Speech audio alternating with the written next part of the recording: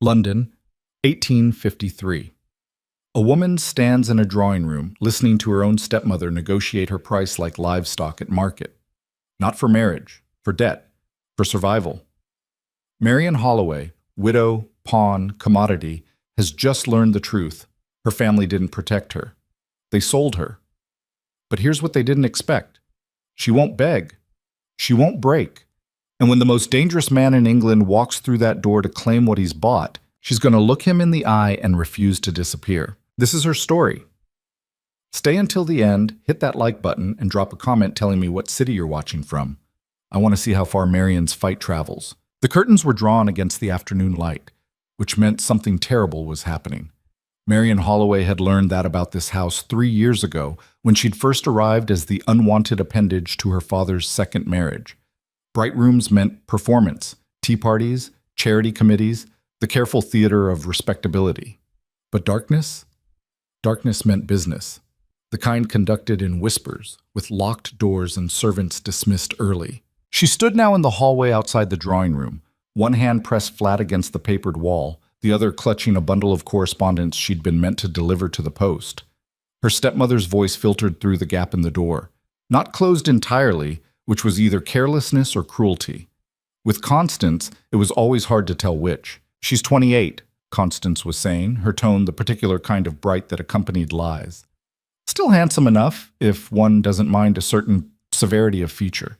The first marriage was brief, her husband died of fever within the year, no children, thank heaven. Less complicated that way. Marion's breath caught. Not from shock, she was long past shock where her stepmother was concerned, but from the clinical precision of it. Still handsome enough, as if she were a horse being assessed for stamina. Her temperament? The second voice was male, unfamiliar, with the particular vowels that marked old money and older titles. Manageable. Constance paused, and Marion could picture her, perched on the edge of the settee like a well-dressed bird of prey. She's quiet, dutiful, keeps to herself mostly. Some might call it pride, but I suspect it's simply that she has little to say. Widowhood aged her, poor thing. Poor thing. Marion's fingers tightened on the letters until the paper crumpled. And the scandal? Whispers only, nothing substantiated.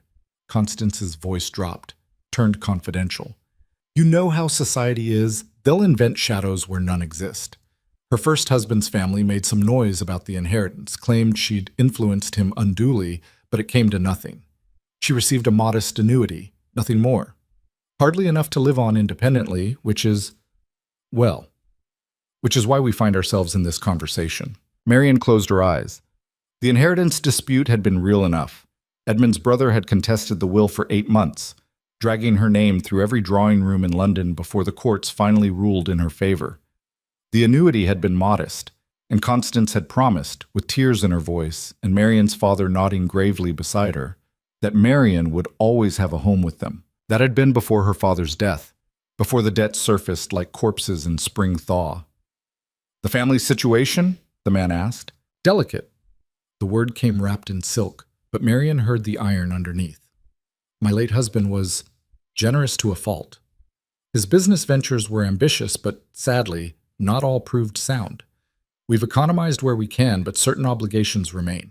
The estate is entailed, naturally, so my son will inherit what's left. But in the meantime, she let the sentence hang, pregnant with implication. In the meantime, you need capital. We need a solution, Constance corrected, smooth as cream. And I believe Marion could be an asset to the Wright household. She's educated. Her father insisted on it, though I confess I found it excessive. She reads Latin, if you can imagine. Plays pianoforte adequately. Manages household accounts with rather alarming efficiency. Not precisely ornamental, you understand, but useful. Useful. The word landed like a slap. You're describing a governess, madam. I was under the impression we were discussing a different sort of arrangement. Oh, For the first time, Constance faltered. I simply meant to emphasize her practical qualities. Many men of standing value competence in a wife, particularly those whose first priorities are estate management. And I'm not looking for a wife. Silence. Marion's heart hammered against her ribs. Then I'm afraid I've misunderstood the nature of your interest, Constance said, ice forming beneath the honey in her voice. No, the man said. You understood perfectly. I'm looking for someone presentable enough to manage a household and discreet enough not to ask questions. Your letters suggested the widow Holloway fit that description. If I've been misinformed, you haven't. Constance recovered quickly, that bright, terrible brightness flooding back into her voice. Marion is precisely what you've described. Presentable, discreet, and in need of security, which I'm sure a man of your position and resources could provide, in exchange for certain considerations. The debts. £60,000, Constance said, and Marion felt the floor tilt beneath her feet. 60,000. Her father couldn't have, but of course he had. All those business ventures, all that ambitious expansion, and Constance had known, had led him, probably encouraged him, already planning how she'd maneuver through the wreckage. That's a substantial sum, the man said, for a substantial return. Marion is gently bred, well-mannered, and utterly dependent. She has no family beyond us, no fortune of her own, no prospects. You would be, in every meaningful sense, her only option. The words were efficient as a butcher's knife, carving away everything except the raw truth. Marion was merchandise. Damaged goods, perhaps, marked down for quick sale, but still serviceable for the right buyer. I'll need to see her, the man said. Of course. I'll have her brought. No. The interruption was quiet but absolute. I'll meet her in circumstances where she doesn't know she's being evaluated. A dinner, perhaps, or one of those tedious charity functions you people seem to love. You people. Marion almost smiled. So he despised them too. That was something. The Ashford ball, Constance said. 3 days hence. Marion will be in attendance. I'll ensure she's appropriately presented. See that you do. And Mrs. Holloway? The man's voice shifted, took on an edge that raised the hair on Marion's arms. If I discover you've misrepresented her in any material way, our agreement ends, along with any prospect of your family's debts being resolved through my intervention. Am I clear? Perfectly, Your Grace. Your Grace.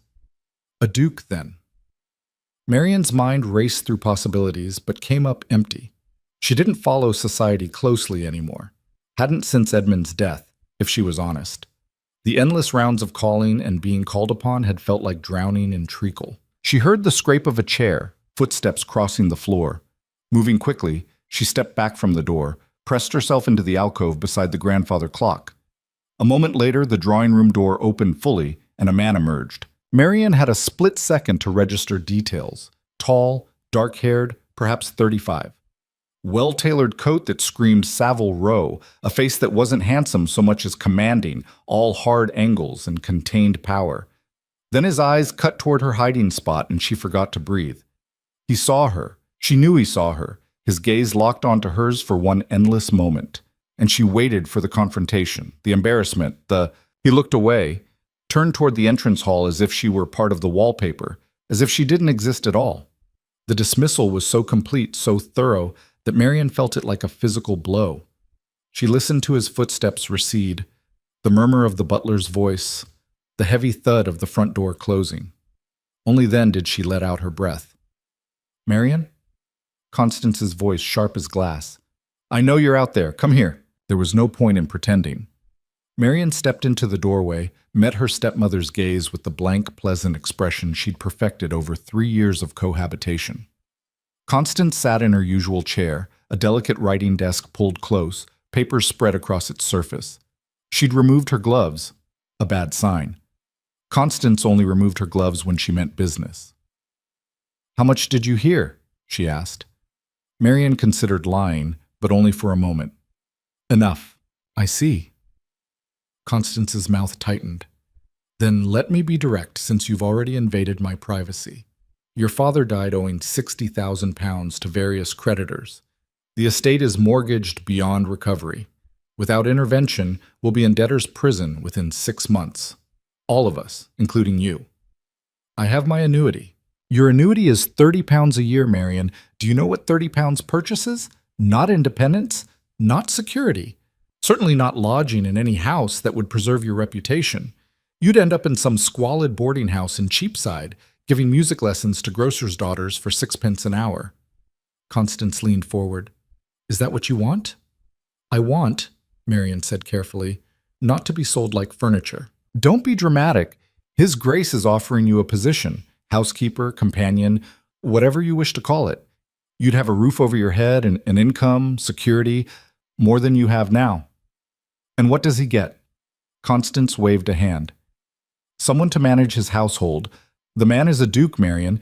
He has properties scattered across 3 counties and apparently no patience for the usual marriage market nonsense. He wants efficiency, not romance. He wants a mistress, Marian said flatly. He wants discretion. Constance's voice sharpened. Which is more than you're showing at the moment. I've negotiated an opportunity for you. A chance to be useful to a powerful man who can ensure this family doesn't end up in ruin. If you're too proud to accept it, then perhaps you'd prefer I tell the Duke you're unsuitable? I'm sure he'll have no trouble finding another candidate. And I'm equally sure that without his intervention, you'll discover exactly how far 30 pounds a year stretches. The threat hung in the air between them, solid as stone.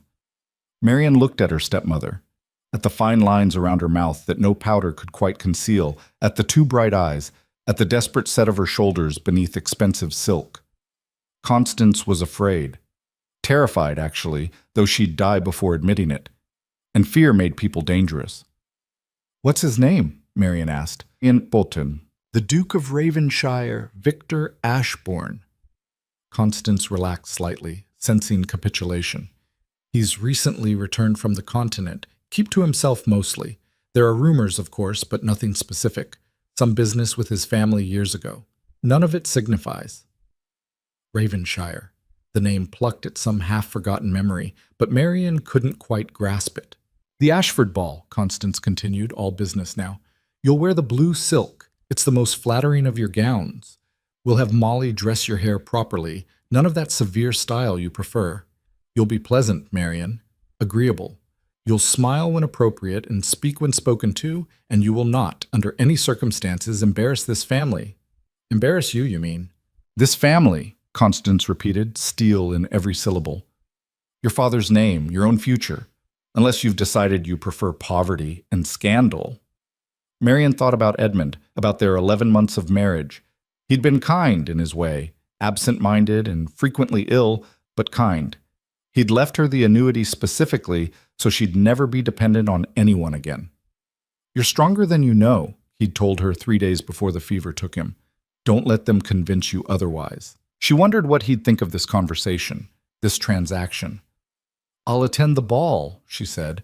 You'll do more than attend, you'll— I'll attend, Marian interrupted, and I'll behave appropriately.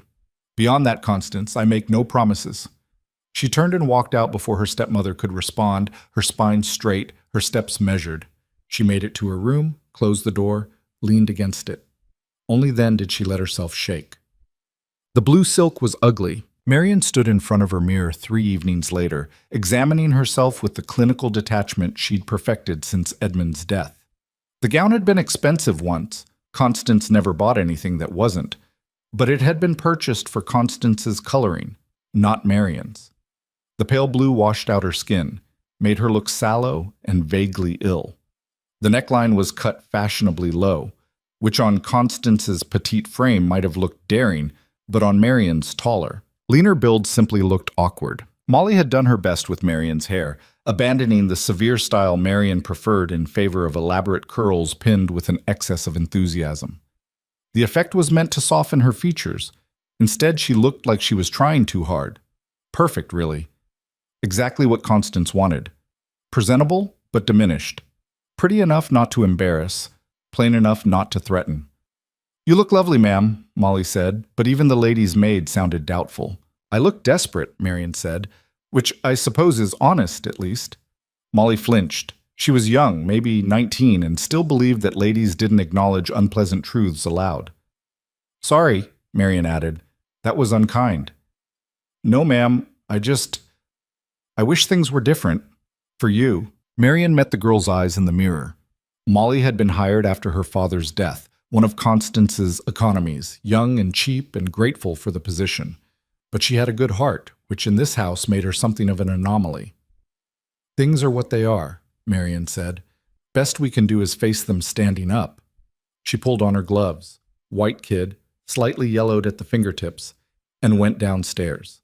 The Ashford ball was exactly as tedious as she'd expected. Lady Ashford collected people the way some women collected china, quantity over quality, displayed for maximum effect. The ballroom was stuffed with bodies, the air thick with perfume and sweat, and the cloying smell of hothouse flowers.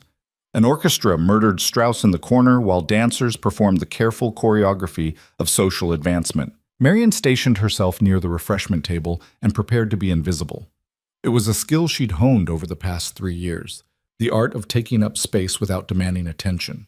She smiled blandly at acquaintances, murmured appropriate pleasantries, and counted the minutes until she could reasonably claim a headache and retreat. Mrs. Holloway. She turned. A young man stood there, vaguely familiar, some distant connection to Edmund's family, she thought. Fair-haired, earnest-looking, the kind of person who probably meant well. "Mr. Petersham," she said, dredging the name from memory. "How kind of you to remember me." "Of course I remember you. You were very patient with my sister at that dreadful musicale last season. She still talks about your advice on the Beethoven sonata." He smiled. "Are you enjoying yourself this evening?" "Immensely," she lied. "I don't believe you." His smile widened. "But I appreciate the effort. Would you care to dance? Unless you're waiting for someone?" She wasn't, but before she could answer, she felt it. That prickle of attention, the sense of being watched. She turned her head slightly and found him. The Duke of Ravenshire stood 20 feet away, half hidden in a cluster of older gentlemen who were probably discussing politics or hunting or whatever it was powerful men discussed when they gathered in packs. He wasn't looking at her directly, but she could feel his awareness like heat against her skin. "Mrs. Holloway?" She blinked, refocused on Petersham. "Forgive me, yes, a dance would be lovely." It wasn't lovely. She was out of practice, and Petersham, though enthusiastic, had the rhythm of a wounded badger. But it gave her something to do besides stand there waiting to be assessed like livestock, so she smiled and counted steps and tried not to trip over his feet. When the music ended, Petersham escorted her back toward the refreshment table, still chattering about his sister's musical progress. Marian made appropriate noises, but her attention had fractured. Ravenshire was closer now, had detached himself from the political cluster, and was making slow, deliberate progress across the room, toward her. "Don't you think, Mrs. Holloway?" "I'm sorry?" Petersham looked concerned. "Are you quite well? You've gone rather pale. Just warm," she managed. "Perhaps some air. Allow me to fetch you some punch first. Don't move." He darted off with puppyish enthusiasm, leaving her stranded. And Ravenshire was still coming, cutting through the crowd with the kind of easy authority that made people step aside without realizing they were doing it. She could run. Should run, probably. Claim that headache. Find Constance. Make some excuse. But Edmund's voice echoed in her memory. "Don't let them convince you you're small." So she stood there, lifted her chin, met the Duke of Ravenshire's gaze when he finally reached her, and waited. Up close, he was less commanding than she'd thought. Or no, that wasn't right. He was more commanding, but also more human. There were shadows under his eyes that suggested poor sleep, a tightness around his mouth that spoke of either pain or impatience. His cravat was tied with mathematical precision, but a strand of dark hair had escaped its pomade and fallen across his forehead. "Mrs. Holloway," he said. His voice was exactly as she remembered, cool, controlled, with that thread of something darker underneath. "Your Grace." She curtsied, shallow enough to be respectful, brief enough to maintain dignity. "I saw you dancing with young Petersham. He seems enthusiastic." "He's kind." "Kindness isn't worth much," Ravenshire said. "Not in rooms like this." The cynicism was so naked, so unexpected, that Marian almost laughed. "Then what is worth something?" "Honesty." His eyes, gray, she noticed, like winter sky, fixed on hers. "Which is rare enough to be valuable. Or dangerous." "Often both." He paused. "Your stepmother speaks highly of you." "My stepmother," Marian said carefully, "speaks to her own advantage. Always." Something shifted in his expression, not quite a smile, but close. "There. Honesty. You did ask." "I did." He glanced around the ballroom, then back at her. "Walk with me?" It wasn't really a question. Marian looked for Petersham, spotted him trapped in conversation near the punch bowl, and made her decision. Very well. He offered his arm. She took it, feeling the solid muscle beneath the expensive wool, and let him guide her toward the terrace doors. The night air hit her like a blessing, cold enough to sting, clean after the stuffiness of the ballroom. There were other couples scattered across the terrace, conducting their own whispered negotiations, but Ravenshire led her down the steps into the garden proper, away from listeners. They walked in silence for a moment. Marian waited. She'd learned in her year with Edmund and 3 years with Constance that powerful people expected you to fill silences, that they used your nervousness against you. So she kept quiet, matched his pace, and let the cold air clear her head. You know why I'm here, he said finally. I know why my stepmother thinks you're here. And you? What do you think? Marian stopped walking, turned to face him. The garden was dark this far from the house, lit only by distant windows and a half moon.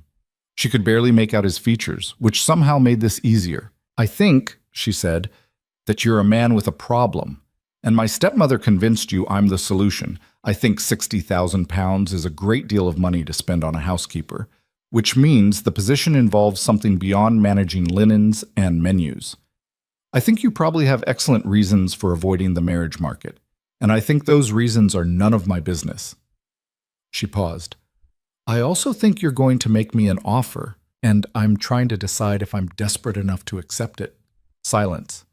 Then, unexpectedly, he laughed, a short, harsh sound that seemed startled out of him.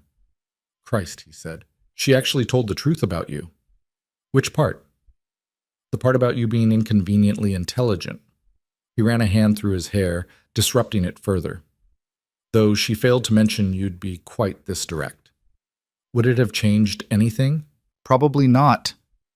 He studied her, and she had the uncomfortable sense of being catalogued, assessed. Not for beauty, she knew what men's eyes looked like when they were judging that, but for something else. Durability, maybe. Usefulness. The position I'm offering is irregular. I gathered.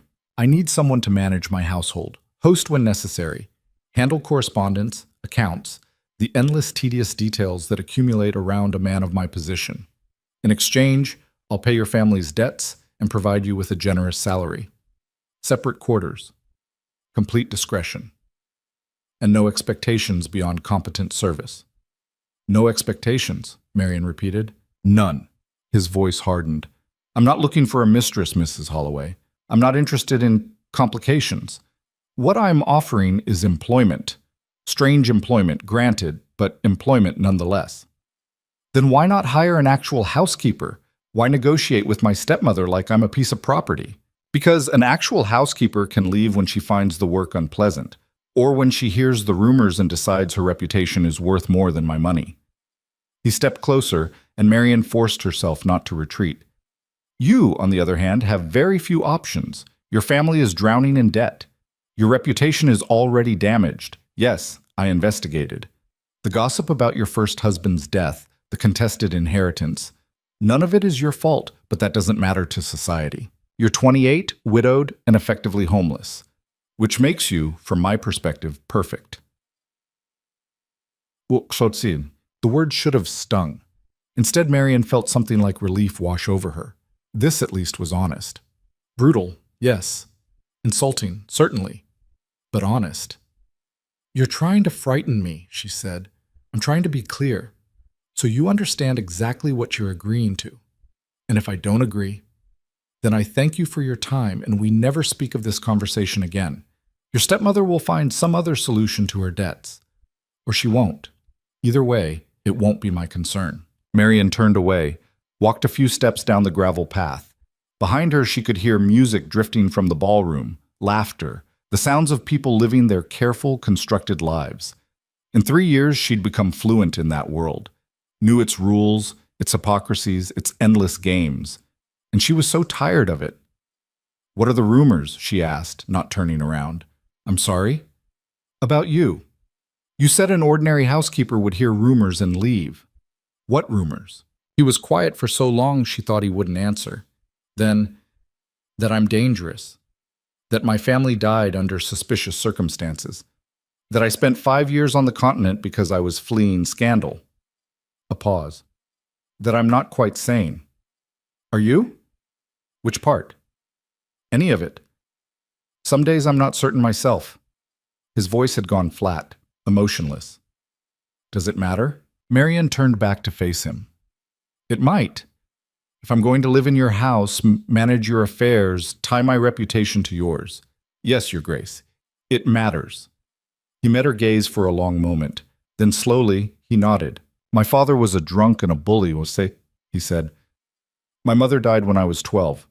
The official story is fever, but I was there. I saw the bruises. My younger brother tried to protect me, and it got him killed. An accident during a hunt when he was 17. The words were delivered like facts, stripped of emotion. I inherited at 23 and spent the next 5 years making sure everyone responsible for their deaths faced consequences. Some legal, some less so. Then I left because I was tired of England and everything it represented. I returned 6 months ago because running away solved nothing. Marian absorbed this. It explained the shadows under his eyes, the controlled violence in the way he moved. It also raised about 1,000 new questions. And the not quite sane part? I have nightmares. I sometimes go days without sleeping. I don't trust easily, and when I do trust, I tend to test it in ways people find unsettling. He shrugged. A physician in Vienna suggested I suffer from melancholia. Another in Paris said it was a moral failing and recommended prayer. I find them both equally useless. I see. Do you? He stepped closer again, and this time Marian did step back, hit the low stone wall that edged the path. He stopped immediately, giving her space. I'm offering you security, Mrs. Holloway. Employment in a house where you'll be respected, paid fairly, and left alone to do your work. In exchange, I need your competence and your silence. That's the transaction. No romance, no intimacy, just mutual benefit. It should have been easy. Should have been a relief, even a business arrangement, clean and simple. But Marian had learned to distrust simple things. Why me? She asked. Truly, there must be dozens of women in similar circumstances. Why negotiate specifically for me? For the first time, he looked uncertain. Your stepmother approached me, he said, with letters of introduction, character references. It seemed efficient. That's not an answer. No. He was quiet for a moment. I saw you, he said finally. That day, at your house, in the hallway. You were listening to your stepmother sell you like a piece of furniture, and your face, he stopped. You looked like I felt. Every day for 5 years in England, trapped, furious, refusing to break. Marian's breath caught. I thought, he continued, that anyone who could stand there and listen to that without screaming might be strong enough to manage what I'm offering. To survive it, at least. Survive, Marian repeated. Interesting word choice. Honest word choice. He held out his hand, palm up.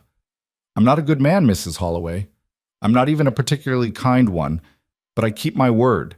Take this position, and I'll clear your family's debts by morning. You'll have a contract, a salary, legal protections. And if you decide after a month that you'd rather take your chances with poverty, I'll release you. No recriminations. She looked at his hand, at his face, all hard angles and controlled damage, at the garden around them with its careful landscaping and hidden thorns. Edmund's voice again. Don't let them convince you you're small. I have conditions, she said. His eyebrows rose. Of course you do. I want separate quarters, as you said. But I also want control over household expenses, actual control, not theoretical. I want access to your libraries, all of them. And I want it in writing that if you prove to be violent or genuinely dangerous, I can leave immediately with enough funds to establish myself elsewhere. Anything else? Yes. She met his eyes. I want you to stop looking at me like I'm a problem to be solved. I'm a person, Your Grace. Desperate, perhaps. Cornered, certainly, but still a person. If we're doing this, we do it as equals or not at all. For a long moment, he didn't move. Then slowly, deliberately, he straightened, took a step back, and executed a perfect formal bow, the kind reserved for royalty. Mrs. Holloway, he said, would you do me the honor of accepting a position managing my household? I promise to treat you with the respect your competence and character deserve. Despite everything, the fear, the anger, The bone-deep exhaustion, Marian almost smiled. "I would be delighted, Your Grace," she said, and took his hand. His grip was warm, solid, and brief. He released her immediately, stepped back to proper distance. "I'll have my solicitor draw up the contracts tomorrow. You can review them with your own counsel before signing." "I don't have counsel." "Then I'll arrange some. Independent of my own, so there's no conflict of interest." He paused. "Your stepmother will expect you to move to Ravenshire within the week. Is that acceptable?" "Perfectly acceptable." Marian pulled her shawl tighter against the cold. "In fact, Your Grace, I'd prefer to leave tomorrow." Something that might have been approval flickered across his face. "Then tomorrow it is." They walked back toward the ballroom in silence.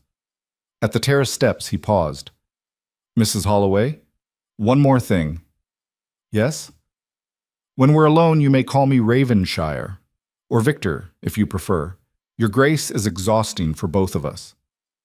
"Victor, then," she said, testing it. "And you should call me Marian." He nodded once, sharp and definite. Then he was gone, disappearing into the crowd with the same efficient grace he'd used to approach her. Marian stood on the terrace for a moment longer, letting the cold seep into her bones. Petersham would be looking for her. Constance would want a report. The machinery of her old life was still grinding forward, expecting her to fall back into step. But she could already feel it loosening its hold. Tomorrow she'd be free. Not safe. She wasn't naive enough to believe safety was part of this bargain. But free of this house, these people, this endless performance.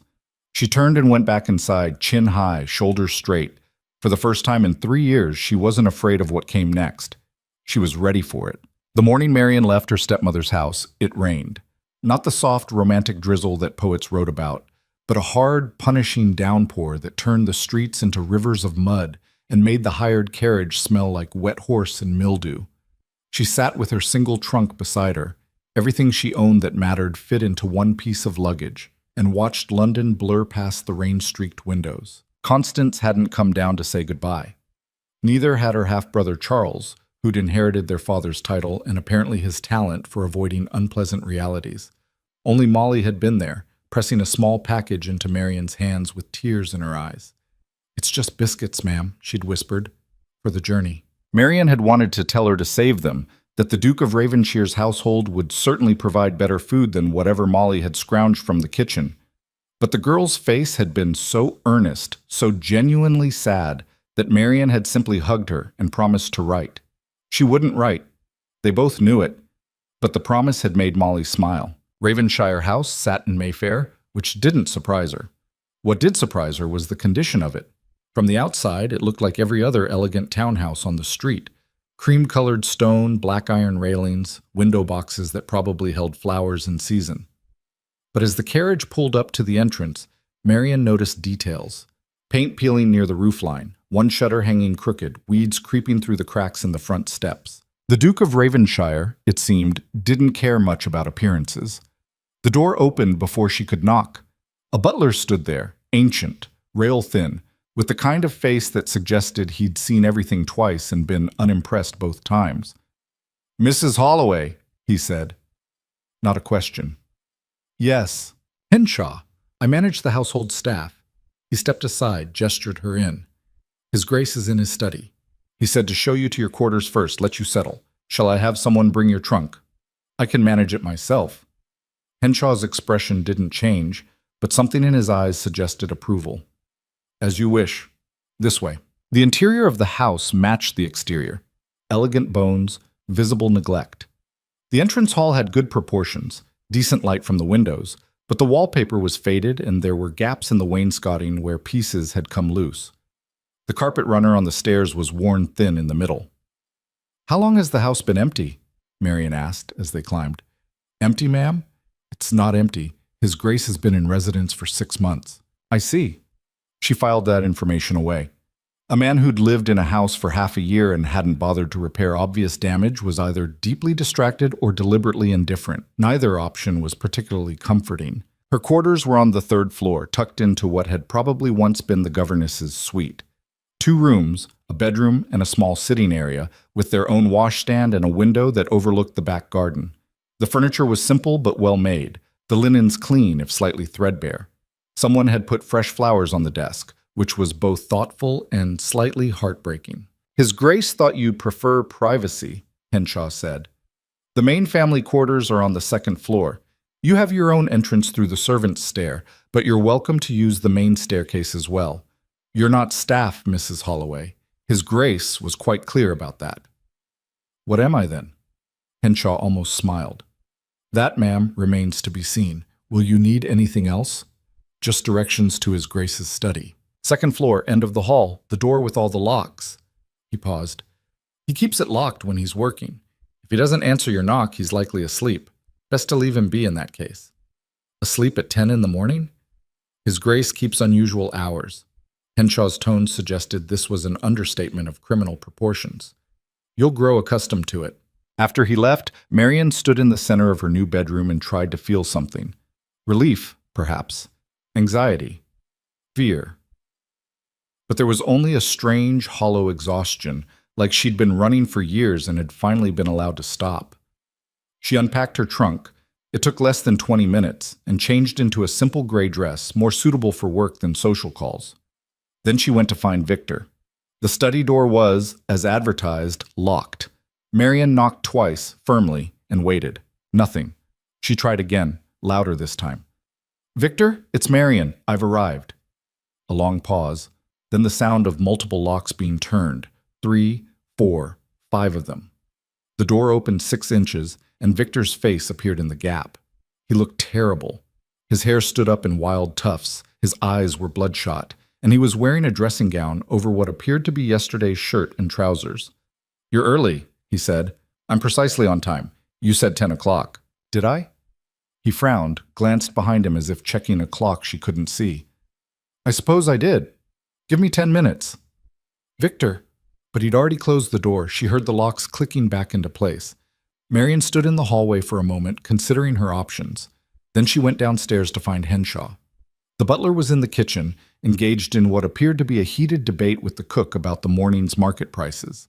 They both fell silent when Marian entered. Mrs. Holloway, Henshaw said, is something wrong? That depends.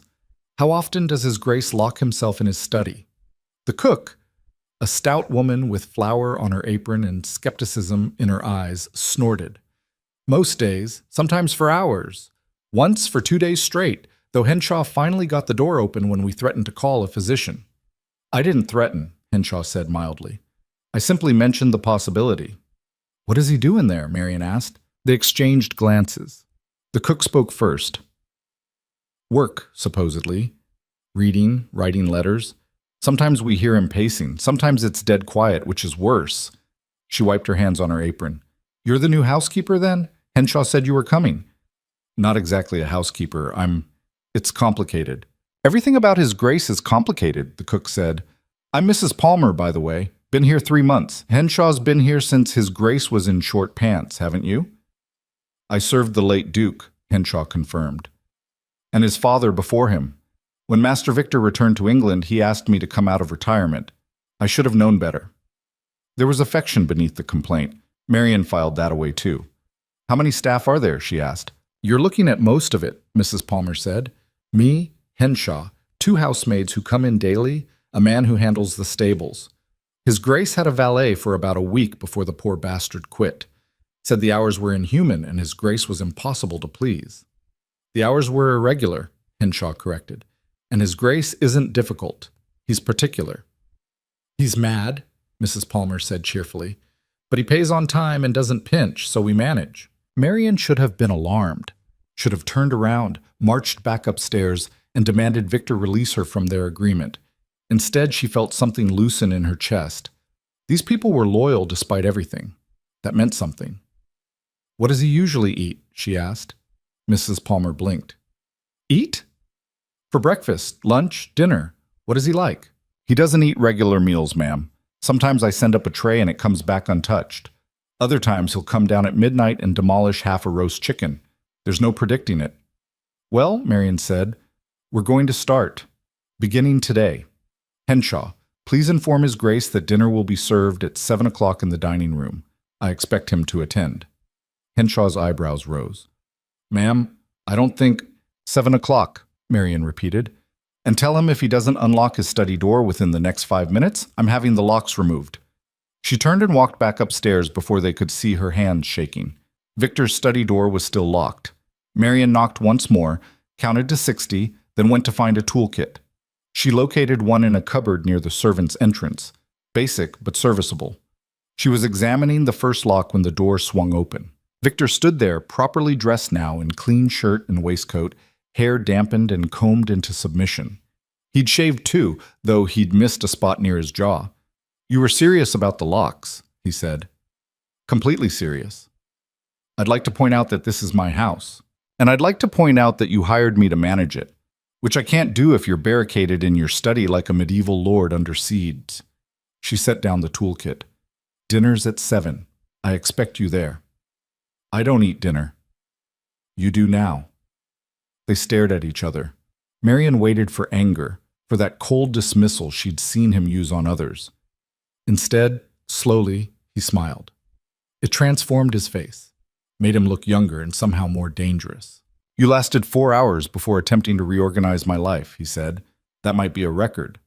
I'm efficient, so I'm learning." He leaned against the doorframe.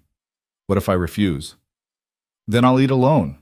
And tomorrow I'll start selling your furniture to pay for the repairs this house desperately needs." "You wouldn't. Try me." The smile widened. "All right, Marian, 7 o'clock, but I reserve the right to be terrible company." "Noted," she said, and walked away before he could see her own smile. The rest of the day passed in a blur of activity. Marian toured the house properly, making lists of everything that needed attention. The damage was worse than she'd initially thought. Not just cosmetic neglect, but actual structural issues. Water damage in the third-floor hallway, a cracked window in the morning room. The library smelled of mold. She found Henshaw in the butler's pantry and showed him her lists. "How much authority do I have over household expenses?"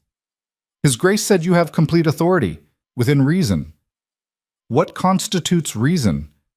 "Don't sell the silver, and we should be fine." Marian made some quick calculations. "I'll need £1,000 to start, for urgent repairs and to hire additional staff." Henshaw didn't even blink. "I'll have His Grace's bank draft a letter of credit. Anything else?" "Yes. I want complete household accounts for the past 6 months, every expense, every payment, and I want to know why a Duke's townhouse looks like it's been abandoned for a decade." "The accounts I can provide. The reason—" Henshaw paused. "His Grace doesn't care about the house, Mrs. Holloway. He cares about his work. Everything else is—" He gestured vaguely. "Irrelevant? Optional." At 7 o'clock precisely, Marian went down to the dining room. She'd spent an hour with Mrs. Palmer planning the meal. Nothing elaborate, just good, simple food served properly. The room itself was another casualty of neglect. Decent chandelier, terrible curtains, a table that could seat 12 but was set for 2. Victor arrived at 7:15, which Marian chose to view as a victory. He'd changed into evening clothes and looked almost respectable, though the shadows under his eyes suggested he still wasn't sleeping. "You're late," she said. "I'm here. That's what matters." He sat down across from her, eyeing the soup Mrs. Palmer had sent up. "Is this going to be a regular occurrence?" "Daily, unless you're genuinely ill or out of town." "I'm often out of town." "Then we'll eat together when you're not." He picked up his spoon, set it down again. "Why?" "Because you hired me to manage your household, and a household requires structure, regular meals, maintained property, standards. I had standards in Vienna. They made me miserable." "Then we'll find different standards." Marian tasted her soup, surprisingly good, rich and warming. "Tell me about your work."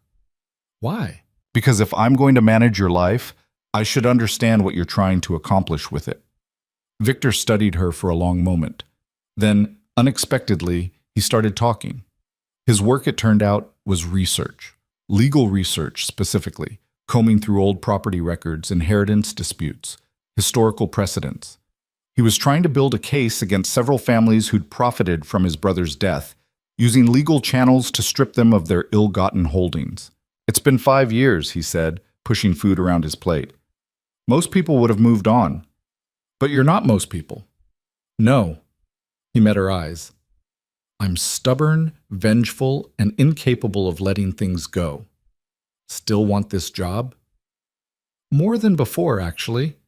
At his surprised look, she continued, At least you're honest about what drives you. Most people pretend they're motivated by duty or honor when really they just want power. You want justice. That's rarer. It's not justice, Victor said quietly. It's revenge. Let's not dress it up as something noble. Call it whatever you like. You're still fighting for someone who can't fight for himself. That counts for something. They ate in silence for a while. The soup gave way to roast chicken with vegetables, and Marian noticed Victor actually cleaned his plate. Small victory, but she'd take it. Your stepmother sent a letter, he said eventually, delivered this afternoon, asking when you'll be available to discuss wedding plans. Marian's fork clattered against her plate. Wedding plans? Apparently she's decided our arrangement requires a marriage, for propriety's sake. His tone was desert dry. I wrote back explaining that our agreement is purely professional and that her interference isn't welcome. I may have been less diplomatic than advisable. What did you say? That if she contacts you again without invitation, I'll ensure every creditor she's trying to avoid knows exactly where to find her. He took a sip of wine. She won't bother you again.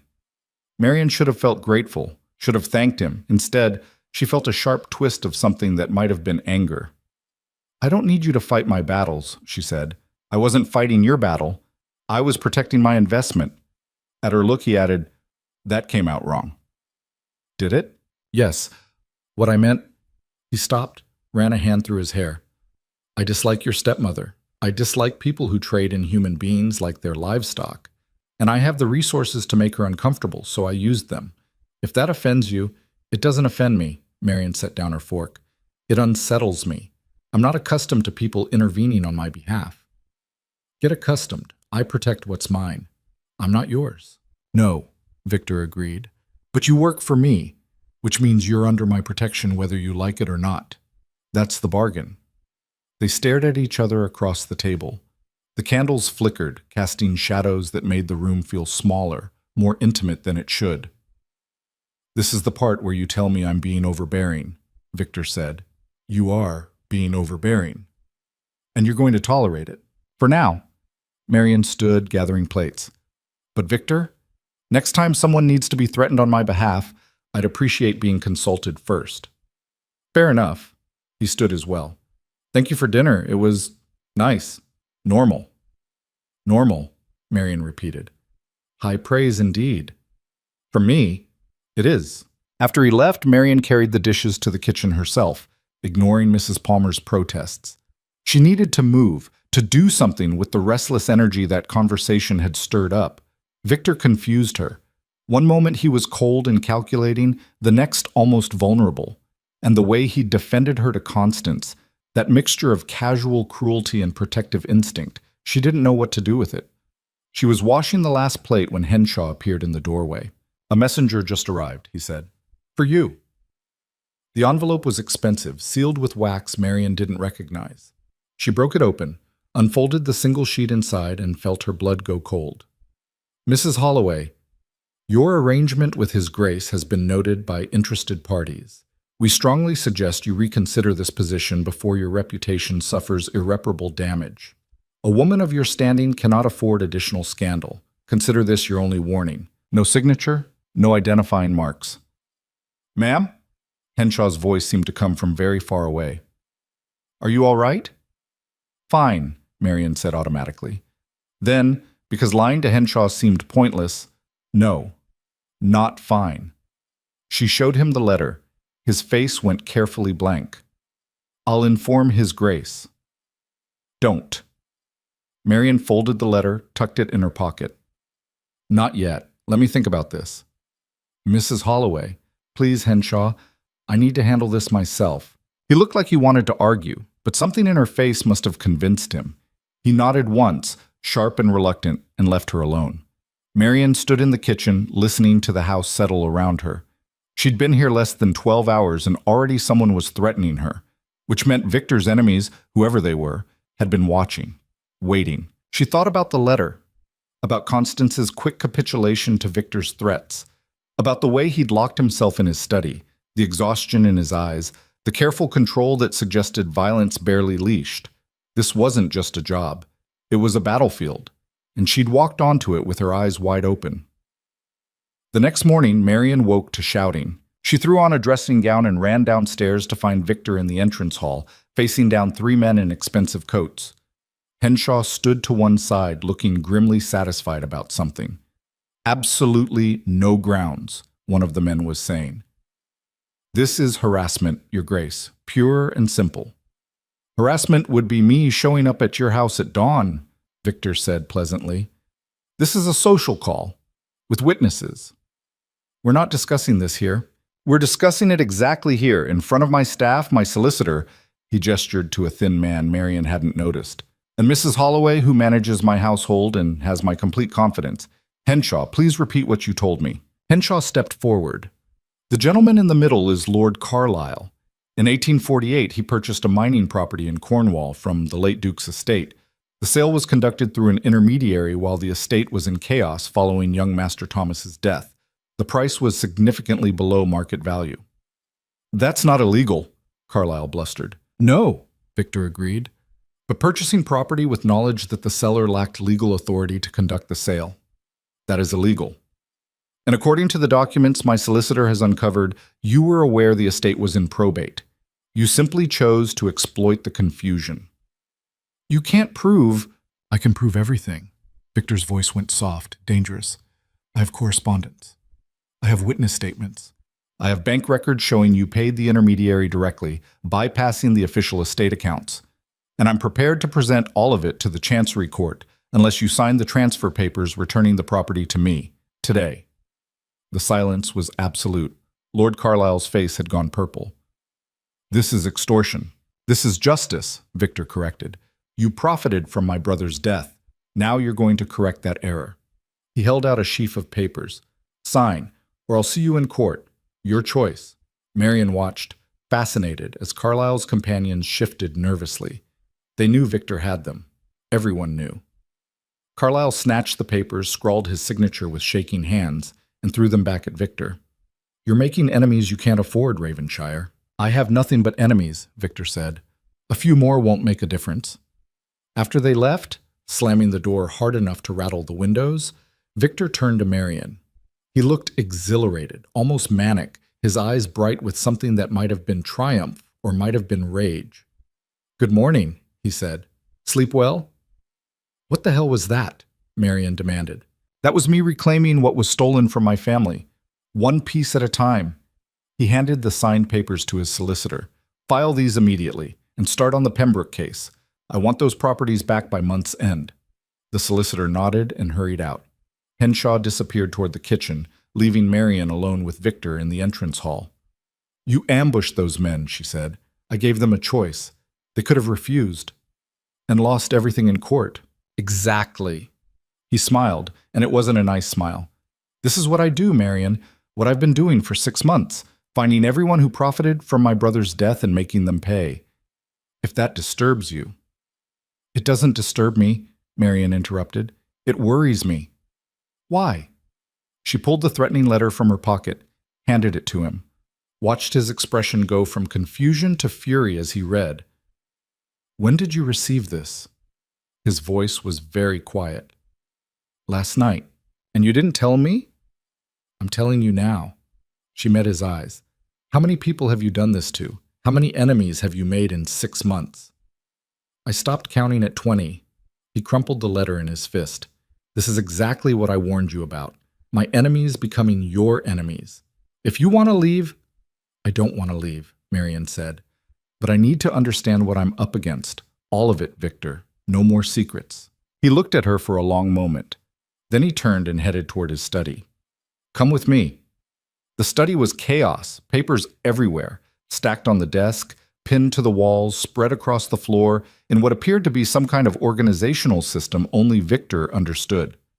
A massive map of England dominated one wall, marked with pins and string connecting various locations. "This," Victor said, gesturing to the map, "is everyone who profited from the chaos after Thomas's death. Property sold below value, investments redirected, inheritance claims filed fraudulently, 37 individuals, 12 families, 6 corporations. Marion stared at the map. That's extensive? Yes. They picked the estate clean while I was too young and too devastated to stop them. My father's so-called friends, his business associates, even some relatives. They saw an opportunity and they took it. And you're going after all of them. Every single one. He moved to the desk, pulled out a ledger. I've recovered 9 properties so far, reclaimed 4 investments, forced 3 settlements. The rest are in progress. The rest will fight back, Marion said. Like whoever sent this letter. Victor, you're not just making enemies. You're declaring war on half of London's elite. I know. And you hired me anyway. Put me directly in the line of fire. Yes. He met her eyes. I told you I wasn't a good man. Marion looked at the map, at the web of connections and corruption laid out in ink and string. She thought about Constance, about being sold like property, about all the times she'd been powerless to fight back. Show me, she said. Show you what? Everything. How you're doing this, what your strategy is. If I'm going to be a target anyway, I might as well understand why. Victor stared at her. You're serious, like, completely serious. For the first time since she'd arrived, he looked uncertain. Marion, this is dangerous. These people don't just write threatening letters. They've tried to bribe my solicitor. They've spread rumors about my sanity. One of them hired men to ransack my office in the middle of the night.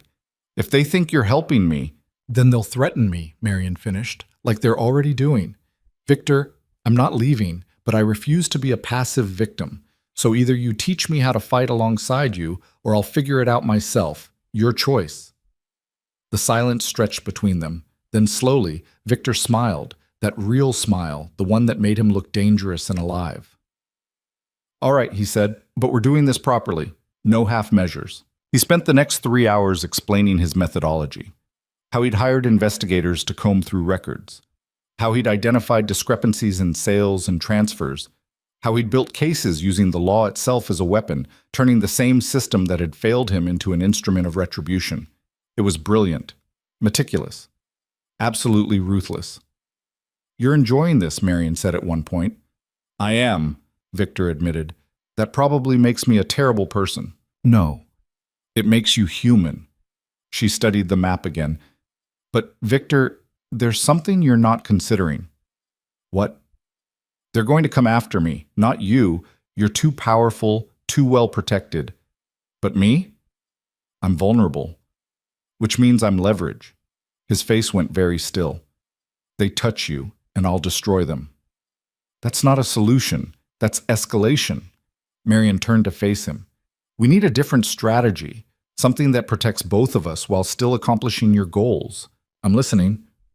What if, Marion said slowly, thinking it through as she spoke, what if we make me less vulnerable?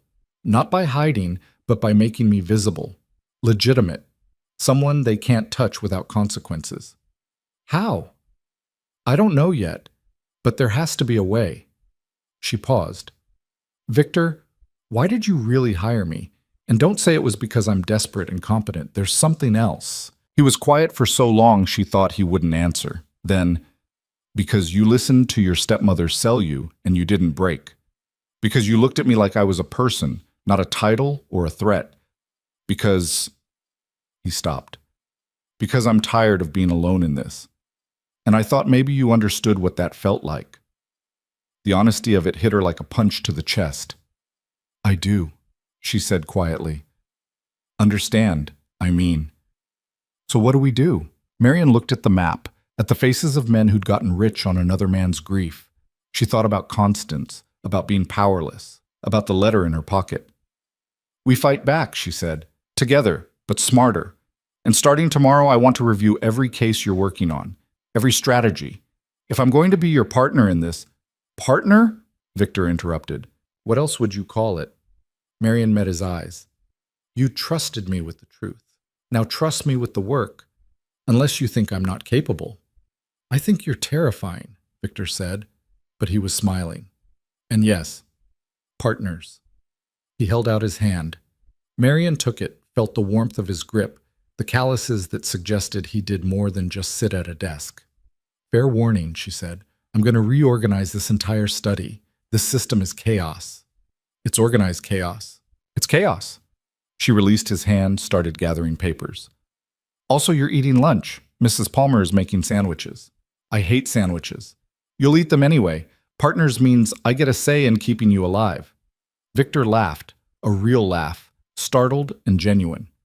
You're going to be insufferable, aren't you? Absolutely. Marion handed him a stack of documents. Now help me sort these by date. We have work to do. They worked through the afternoon and into evening, barely stopping for the sandwiches Marion had promised. She learned the names of Victor's enemies, the details of their crimes, the weaknesses in their defenses. And with each piece of information, she felt something inside her shift. That old fear, that helpless rage, transforming into something sharper, purposeful. At midnight, Henshaw knocked on the study door. Mrs. Holloway, there's someone asking for you at the servants' entrance. Says it's urgent. Marion looked at Victor, who was already standing. I'll come with you. You don't have to... Yes, he said firmly. I do. The servants' entrance led to a narrow alley behind the house. A woman stood there, huddled in a cloak, face hidden. But when she turned toward the light, Marion gasped. Molly? The maid's face was bruised, one eye swollen shut. Her lip was split, and she was shaking so hard she could barely stand. I'm sorry, ma'am, she whispered. I didn't know where else to go. She said if I didn't tell her everything about you, she'd... Who? Marion caught her as she swayed. Molly, who did this? Mrs. Holloway, your stepmother. She wanted to know what you were doing here, who you were meeting with. I told her I didn't know anything. I swear I didn't, but she didn't believe me, and she got so angry. Get her inside, Victor said, his voice like ice. Henshaw, send for a physician. Now. They carried Molly to the kitchen, settled her in a chair near the fire. Mrs. Palmer appeared with blankets and tea, her face grim. The physician arrived within 20 minutes. Victor must have paid him extra for the speed, and began examining Molly's injuries. Marion stood in the corner, watching, her hands clenched into fists so tight her nails drew blood. Victor came to stand beside her. This is my fault, he said quietly. I threatened your stepmother. I should have known she'd... Don't. Marion's voice shook. Don't you dare make this about you. Constance did this, because she's cruel and desperate, and I left her without a target. She turned to face him. I need to stop her, permanently. Marion, I mean it, Victor. No more warnings, no more polite threats. I want her destroyed. If we move against her directly, we expose ourselves. Give her ammunition. We need to be smart about this. Then help me be smart. Marion grabbed his arm. You've been planning revenge for 5 years. Teach me how to make it count. Victor looked at her, really looked at her, and something in his expression changed. All right, but not tonight. Tonight we take care of Molly. Tomorrow. He paused. Tomorrow we start planning your stepmother's downfall. The physician finished his examination, prescribed rest and cold compresses. Molly would recover, though the bruises would take weeks to fade. Marion arranged for her to stay in one of the spare servants' rooms, promised her a position in the household if she wanted it. Thank you, ma'am, Molly whispered, tears streaming down her battered face. Thank you. After everyone had gone to bed, Marion returned to Victor's study. He was still there, staring at the map on the wall. Can't sleep? She asked. Never can. He didn't turn around. I keep thinking about what your stepmother did to that girl. What she's probably done to dozens of others. And I realize... He stopped. What? That I understand why you want revenge, why you need it. Finally, he turned to face her. My brother was killed by greedy men who saw him as an obstacle. Your life was destroyed by a greedy woman who saw you as property. We're not that different, you and I. No, Marion agreed. We're not. This partnership, Victor said, it's going to get worse before it gets better. People are going to come after us. They're going to try to separate us, manipulate us, destroy us. Are you prepared for that? Marion thought about Molly's bruised face, about Constance's calculated cruelty, about every time she'd been powerless, voiceless, erased. I'm prepared, she said. Are you? Victor smiled, that dangerous, brilliant smile. I've been preparing for 5 years. He crossed the room, opened a locked drawer in his desk, and pulled out a folder. Your stepmother's complete financial records, how she's been hiding assets, lying to creditors, manipulating inheritance laws to keep herself afloat. He handed it to Marion. I had my investigators pull these 3 days ago. I was going to use them as insurance. But now, he paused, now I think you should decide how to use them. Marion opened the folder, scanned the first page, saw her father's signature, Constance's name, dates, and amounts that told a story of systematic theft and fraud. This is everything, she said. Everything, Victor confirmed. Enough to destroy her completely. The question is, do you want to? Marion closed the folder, held it against her chest. Outside, London slept, indifferent to the wars being waged in its shadows. Inside this room, two damaged people stood facing each other, bound by mutual recognition and something that might have been trust. Yes, Marion said, I want to destroy her, but not yet. First, I want her to know it's coming. I want her to feel exactly what she made me feel, powerless, trapped, watching the walls close in. Victor's smile widened. Now you're thinking like a strategist. I had a good teacher. You've had one lesson. Then I'm a fast learner. Marion set the folder on his desk. Tomorrow we plan. Tonight. She paused. Tonight, I need to sleep. And so do you. I told you I don't sleep. Then sit somewhere comfortable and rest your eyes. Doctor's orders. You're not a doctor. No, Marion agreed. But I'm your partner, which means I get to be insufferable about your health. Remember? Victor laughed, and the sound filled the room with something that almost felt like hope. Good night, Marion. Good night, Victor. She left him there, surrounded by his maps and documents and plans for revenge. And as she climbed the stairs to her room, she realized something. For the first time in 3 years, she wasn't afraid of tomorrow. She was ready for it. She was ready for it. The thought carried her through the next 2 weeks like a drumbeat. Ready, ready, ready. Even when exhaustion made her hands shake over morning tea, even when she caught herself staring at Constance's financial records at 3 a.m, mapping fraud like Victor mapped stolen properties. Even when Molly woke screaming from nightmares and Marion sat with her until dawn, both of them pretending the world wasn't a brutal place. Victor worked beside her through those 14 days. Not hovering, not micromanaging, just present. He taught her how to read legal contracts for hidden clauses, how to trace money through shell companies, how to identify which enemies would crumble under pressure and which would fight to the death.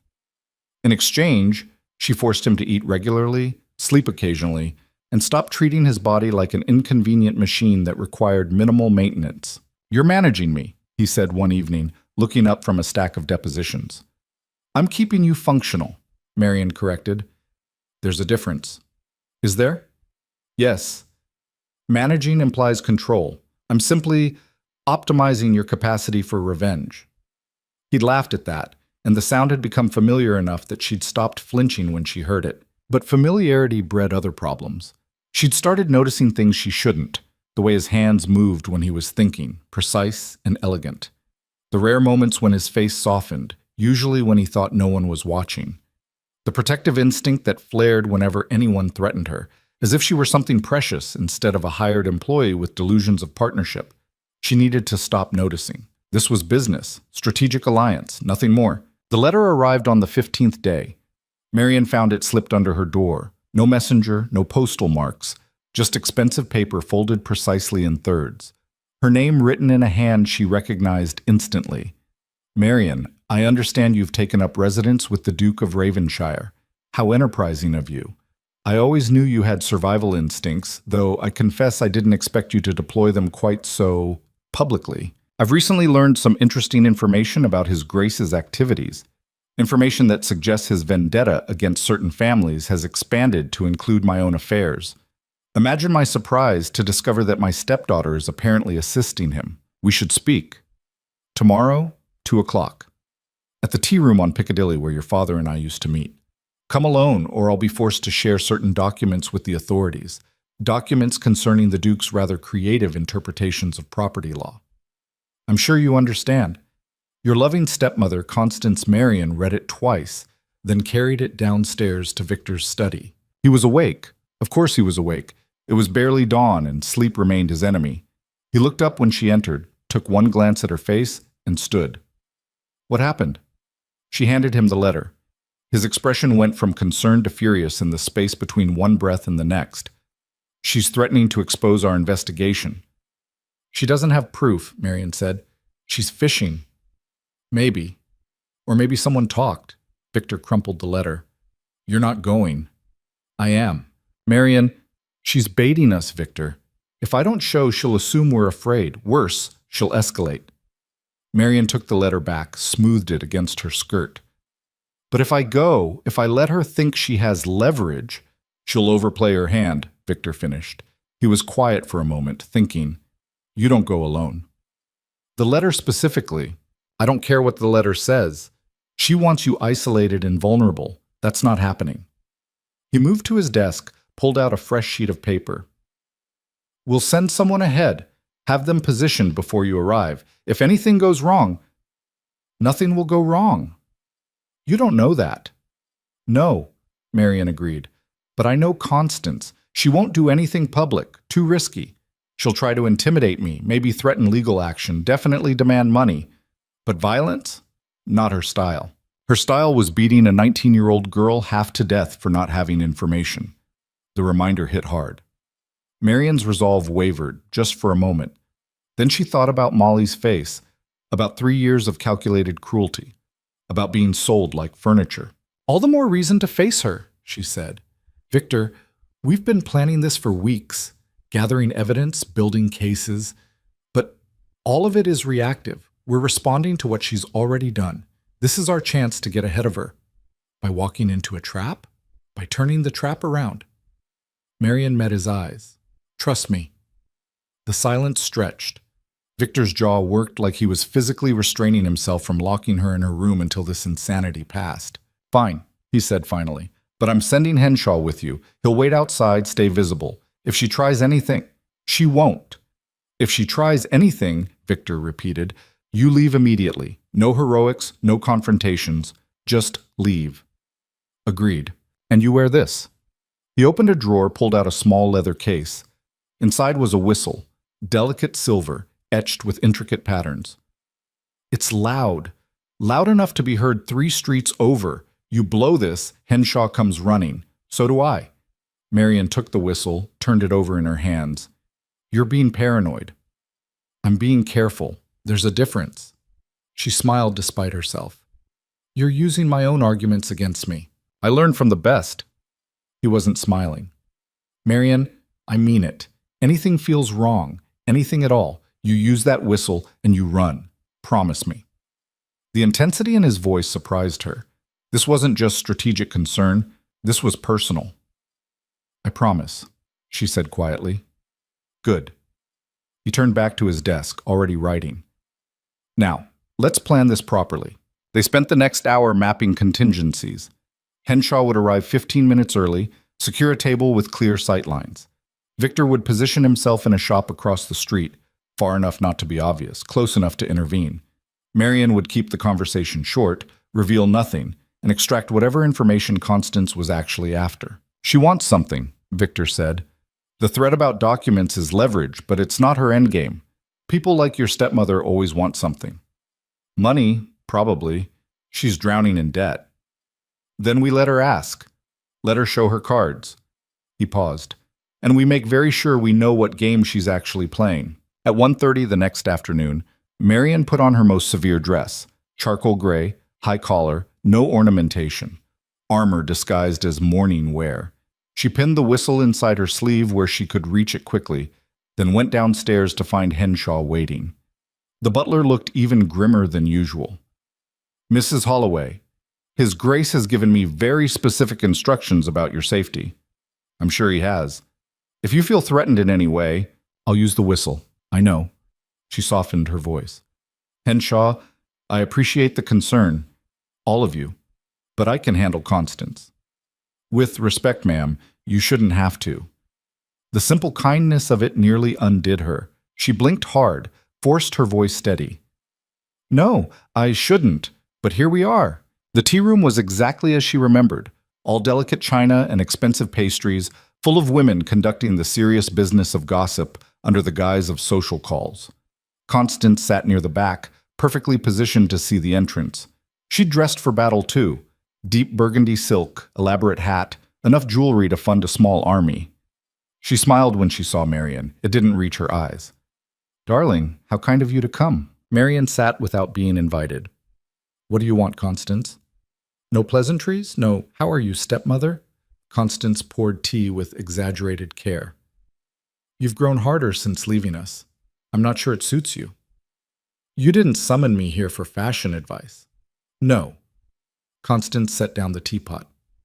"I summoned you because you're making a terrible mistake, and someone needs to tell you before it destroys what's left of your reputation."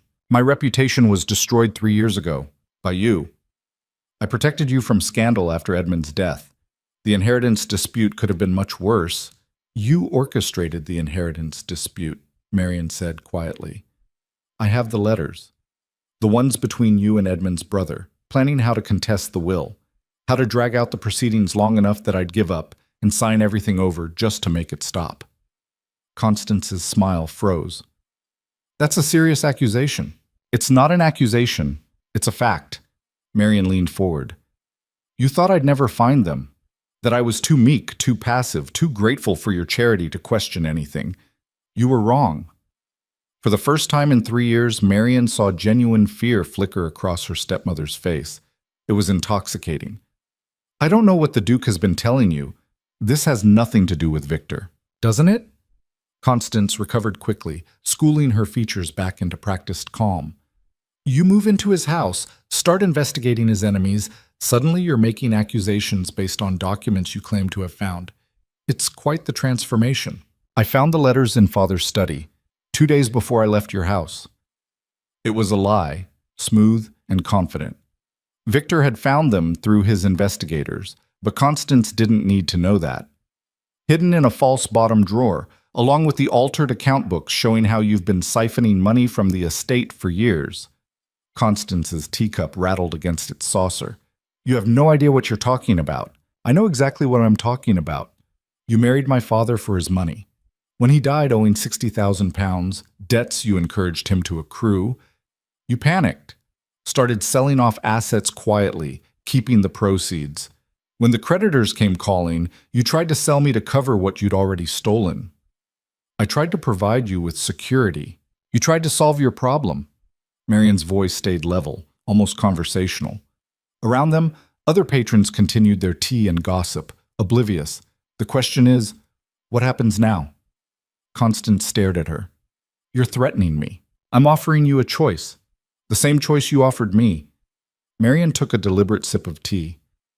"Leave London, quietly. Retire to the country estate, the one you haven't mortgaged yet. Live modestly on whatever you have left. And stay away from me, from Victor, from anyone connected to either of us. Or I take everything I've found to the authorities. The fraud, the embezzlement, the assault on Molly, all of it." Constance's laugh was sharp, brittle. "You think anyone will believe you?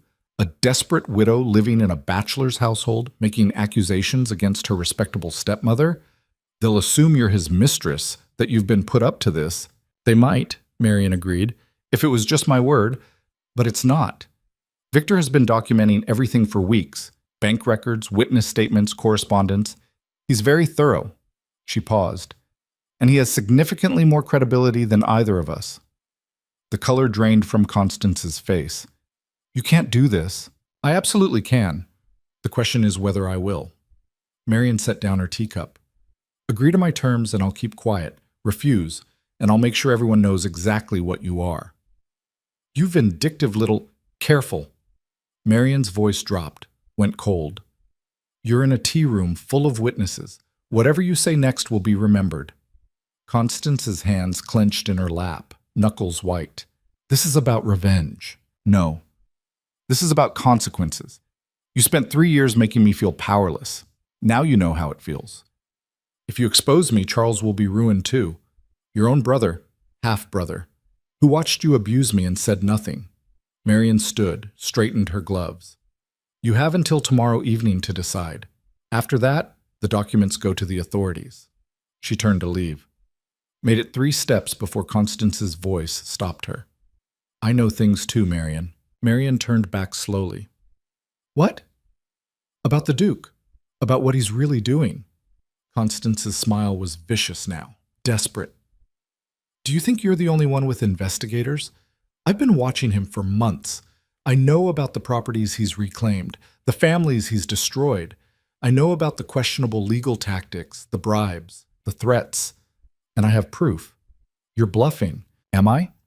Constance pulled a folded paper from her reticule, held it up.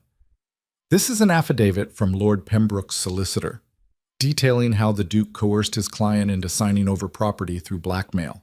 It's sworn testimony, Marion. In court, it would be devastating. Marion's heart hammered against her ribs. Victor reclaimed property that was stolen from his family. The courts won't care about the distinction. They'll care that a peer of the realm used illegal methods to advance his vendetta. Constance's voice turned syrupy, false sweet. So here's my counteroffer. You forget about your accusations. I forget about mine. We both walk away. Otherwise, I'll make sure the Duke of Ravenshire faces criminal charges. And you, my dear stepdaughter, will go down with him as an accomplice. The tea room noise faded to white static. Marion stared at the paper in Constance's hand, mind racing. This changed everything. If Constance had real evidence, if she could prove Victor had broken laws, however justified, it would destroy him. Everything he'd worked for, everything he'd built, gone. And it would be Marion's fault for pushing this confrontation. You'd send a duke to prison to save yourself? Marion managed. I'd do whatever necessary to survive, just like you. Constance tucked the paper away. We're not so different, you and I. We're nothing alike.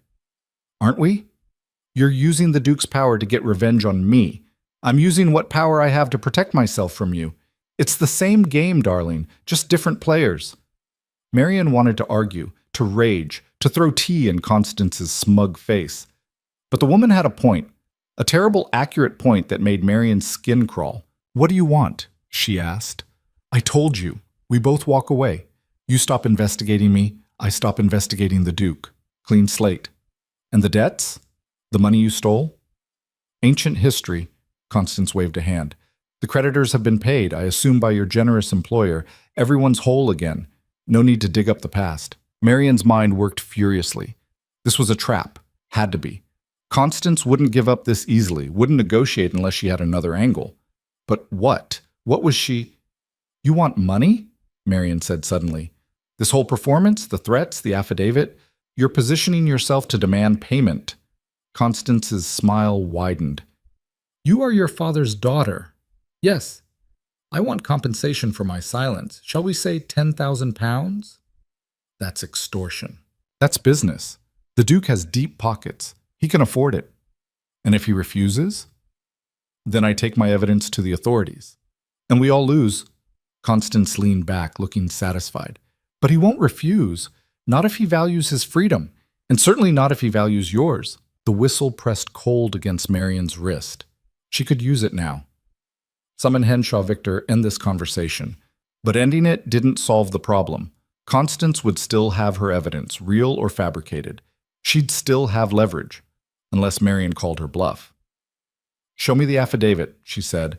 I don't think, if you want me to believe it's real, show me. Otherwise, I'll assume you're lying and proceed accordingly. Constance hesitated. Just for a moment, but long enough. Long enough for Marion to see the truth. The affidavit was real, but fragile, probably obtained through bribery or coercion. Usable, but only if no one looked too closely. Tomorrow, Constance said. Bring the Duke. We'll negotiate terms properly. No, tonight, 8 o'clock, at Ravenshire House. Marion held Constance's gaze. If your evidence is as damning as you claim, you'll want to close this deal quickly, before we have time to counter it. You're very confident for someone who just discovered they're an accomplice to multiple felonies. I'm confident because you're desperate. You wouldn't be here making threats if you had better options. Marion picked up her gloves. 8 o'clock. Don't be late. She walked out before Constance could respond. Spine straight, steps measured. Made it to the street, around the corner, into the narrow alley where Henshaw waited. Then her knees gave out. Henshaw caught her before she hit the ground. Mrs. Holloway? I'm fine. She wasn't fine. She was shaking so hard her teeth rattled. We need to get back now. Where's Victor? Across the street. I'll signal. No, just get me to the carriage, please. Henshaw half carried her to the waiting vehicle. Victor materialized from somewhere, the shop, probably, and climbed in beside her. What happened? His voice was deadly quiet. She has evidence, Marion managed, against you. Claims it proves you used illegal methods to reclaim properties. She wants £10,000 to stay quiet. Victor went very still. What kind of evidence? An affidavit from Pembroke's solicitor. I didn't see it, but she had something, and she's threatening to take it to the authorities if we don't pay. Let her. Marion's head snapped up. What? Let her take it to the authorities. Call her bluff. Victor's expression was granite hard. If she actually had damning evidence, she wouldn't be negotiating. She'd be using it. The fact that she wants money means the evidence is weak, circumstantial at best. Or it means she's being strategic. She's being desperate. He took Marion's hands, stilled their shaking. Marion, listen to me. I've been very careful. Everything I've done, every property I've reclaimed, I've done legally. Sometimes barely legally, sometimes using tactics that would horrify a judge, but legally. Whatever Pembroke's solicitor swore to, it's either exaggerated or outright false. You don't know that. I know Pembroke is a coward who will say anything to avoid consequences. I know his solicitor is cheaper than his conscience. And I know your stepmother is terrified, which means we're winning. The carriage lurched into motion. Marion stared at their joined hands, Victor's fingers warm and solid around hers. She's coming to the house tonight, she said. 8 o'clock. I told her to bring the affidavit. Good. Good? We wanted her off balance, reactive. You just accomplished that. Victor released her hands, sat back. Now we finish this. How? By showing her we have better evidence than she does, more of it, and better lawyers. His smile was knife-sharp. Trust me. But when they arrived back at Ravenshire House, everything went sideways. Henshaw met them at the door, face ashen. Your Grace, Mrs. Holloway, there's been an incident. What kind of incident? Victor demanded. Someone broke into the study, approximately an hour ago. They bypassed the locks, all of them, and ransacked the room. Papers everywhere, files scattered. They were clearly looking for something specific. Marion's blood turned to ice. The evidence files, the cases we've been building, still there. Whoever it was either didn't find them or ran out of time. Henshaw paused. But ma'am, your room was searched as well, very thoroughly. Marion didn't wait to hear more. She ran upstairs, Victor close behind her. Her room looked like a storm had passed through. Drawers yanked open, clothing scattered, mattress pulled half off the frame. Her writing desk had been smashed, not broken by accident, but deliberately destroyed. And on the mirror, written in what looked like red paint but might have been something worse, were 3 words, stop or die. Victor's hand landed on her shoulder, gentle but firm. Pack a bag. You're not staying here tonight. I'm not leaving. Marion. He turned her to face him. Whoever did this bypassed 5 locks to get into my study. They could have killed you if you'd been here. This isn't a threat anymore. It's an escalation. Which means we're close to something they don't want us to find. Her voice came out steadier than she felt. Running away accomplishes nothing. Neither does getting yourself killed. Then we find out who did this and we stop them. Permanently. She pulled away from his grip, started grabbing clothing from the floor. Constance is coming here in 5 hours. We'll use that. Force her to... This wasn't Constance. Marion froze. How do you know? Because this is professional. Constance hired muscle to beat a maid, but she wouldn't know how to find someone capable of bypassing my security. This is someone else. Victor's expression went dark. Someone who knows what we're doing and wants us to stop. One of the families you're targeting, possibly, or an associate, or someone we haven't even identified yet.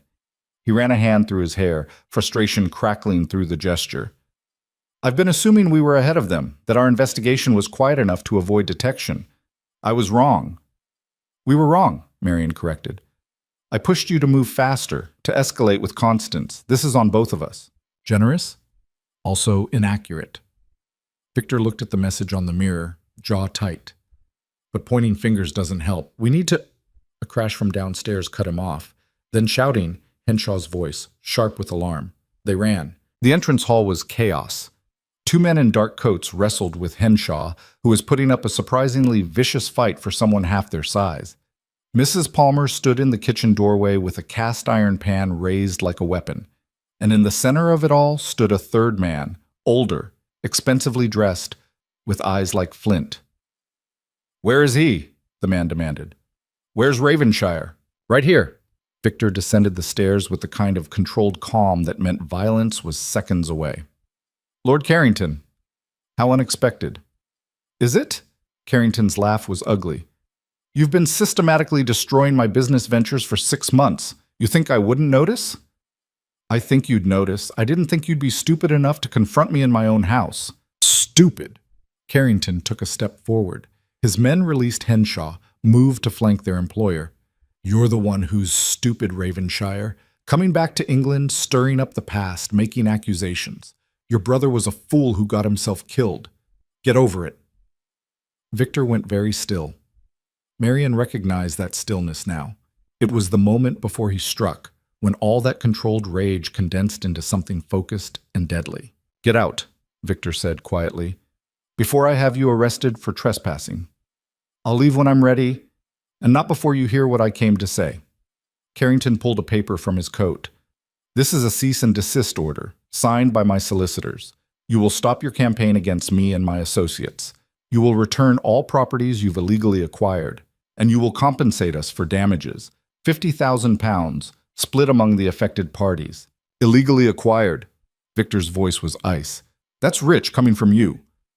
"I don't know what lies you've been telling yourself, boy, but the properties I purchased were acquired fairly. I have the documents. You have forged documents purchased with blood money." Victor descended the last few steps, and even Carrington took an involuntary step back. "Your business partners arranged my brother's death, made it look like an accident. Then they divided his assets among themselves while I was too young to fight back. You got the Cornwall mines, Pembroke got the shipping contracts. Lord Ashford got the London properties.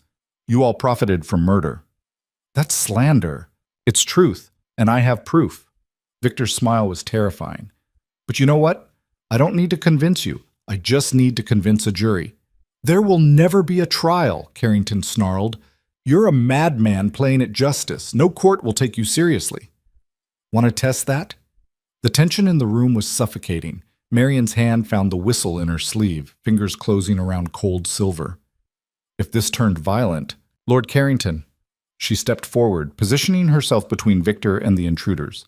"You've delivered your message. Now leave." Carrington's eyes cut to her, assessed, dismissed. "The housekeeper. How quaint. Does she know what she's gotten herself into, Ravenshire? Does she know you're using her as a shield?" "I know exactly what I'm doing," Marion said, "and I know trespassing is illegal. So is threatening a peer of the realm. You have 10 seconds to leave before I call the authorities." "You have no authority." "She has mine." Victor moved to stand beside Marion, not in front of her, beside. "And I'm telling you, leave, now, before this gets uglier." Carrington stared at them both. Whatever he saw made him reconsider. He gestured sharply to his men. "This isn't over, Ravenshire." "No," Victor agreed. "It's not. But the next time we meet, it'll be in court, with witnesses and lawyers, not in my home with hired thugs."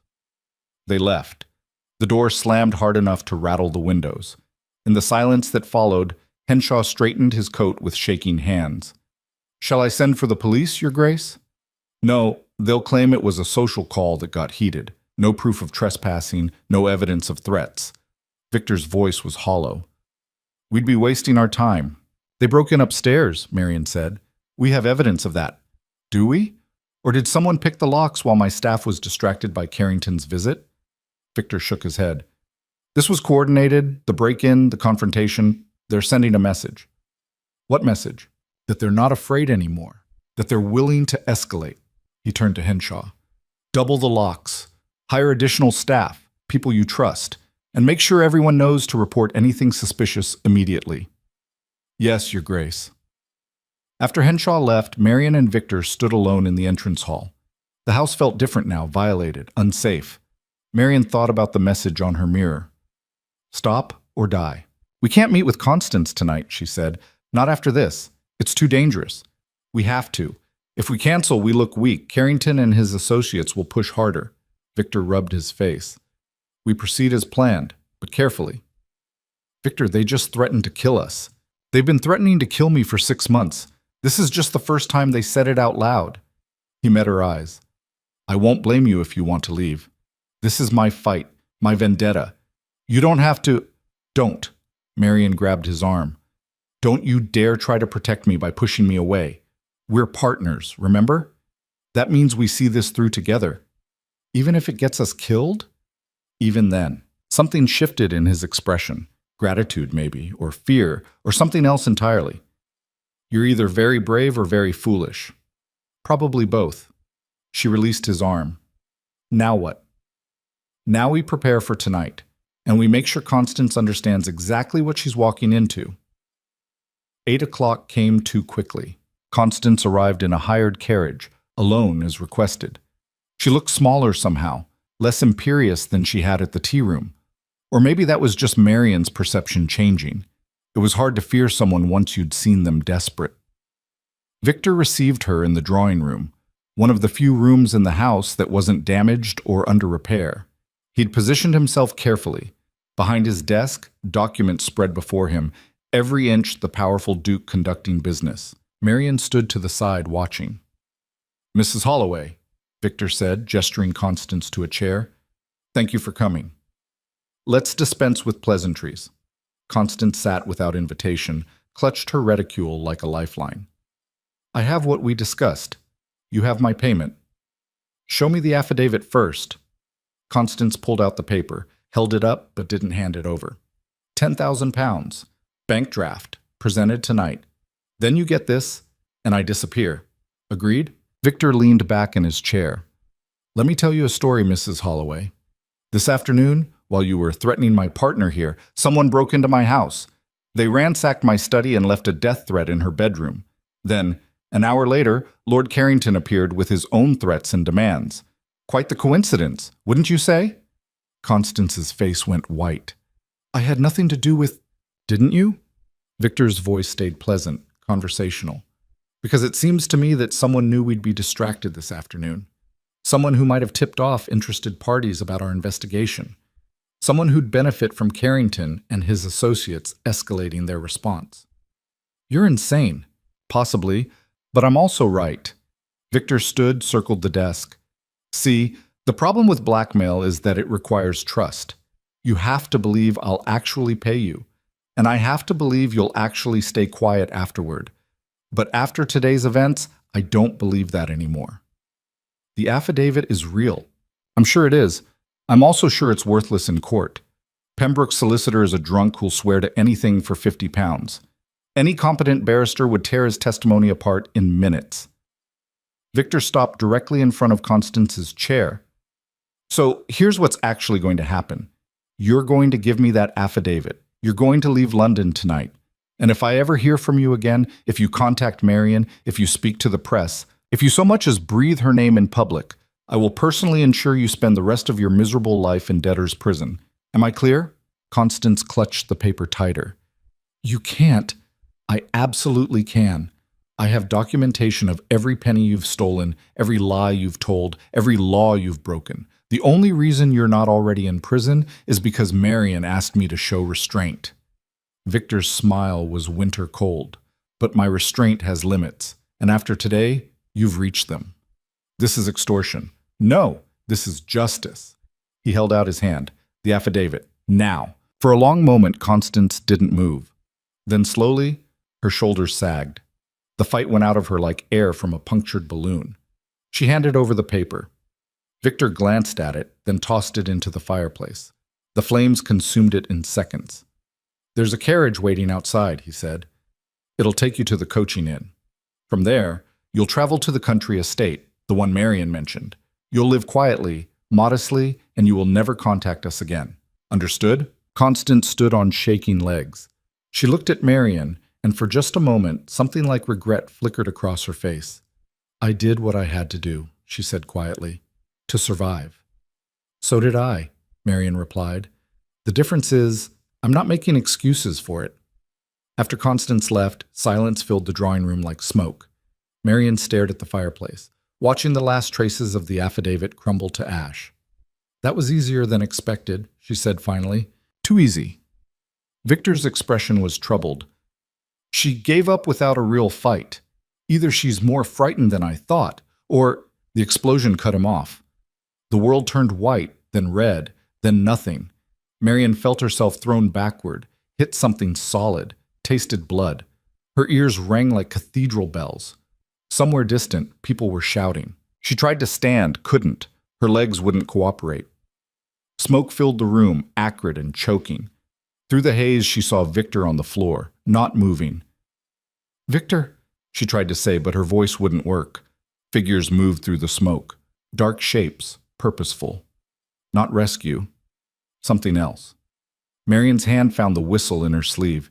She raised it to her lips with fingers that shook so hard she nearly dropped it. Then she blew. The sound split the air like a knife. Once, twice, 3 times before strong hands grabbed her, tried to wrench it away. She fought, clawed, bit, kicked, heard voices, male, angry, professional. Someone swore as her nails drew blood. Then something hard connected with the side of her head, and the world went dark. Her last thought was of Victor, still motionless on the floor. Then nothing. Then nothing. Consciousness returned in pieces, pain first, sharp and insistent behind her eyes. Then sound, voices arguing, footsteps on wood, the crackle of fire. Then smell, smoke, blood, something chemical that made her stomach heave. Marian kept her eyes closed, forced her breathing to stay shallow and even. Years of surviving Constance had taught her the value of appearing weaker than she was. Let them think she was still unconscious. Let them make mistakes. "Told you not to hit her that hard," a man's voice, cultured but tense. "She was fighting. What was I supposed to do?" A second voice, rougher. "Your job," which was retrieval, not assault. A pause. "Is Ravenshire dead?"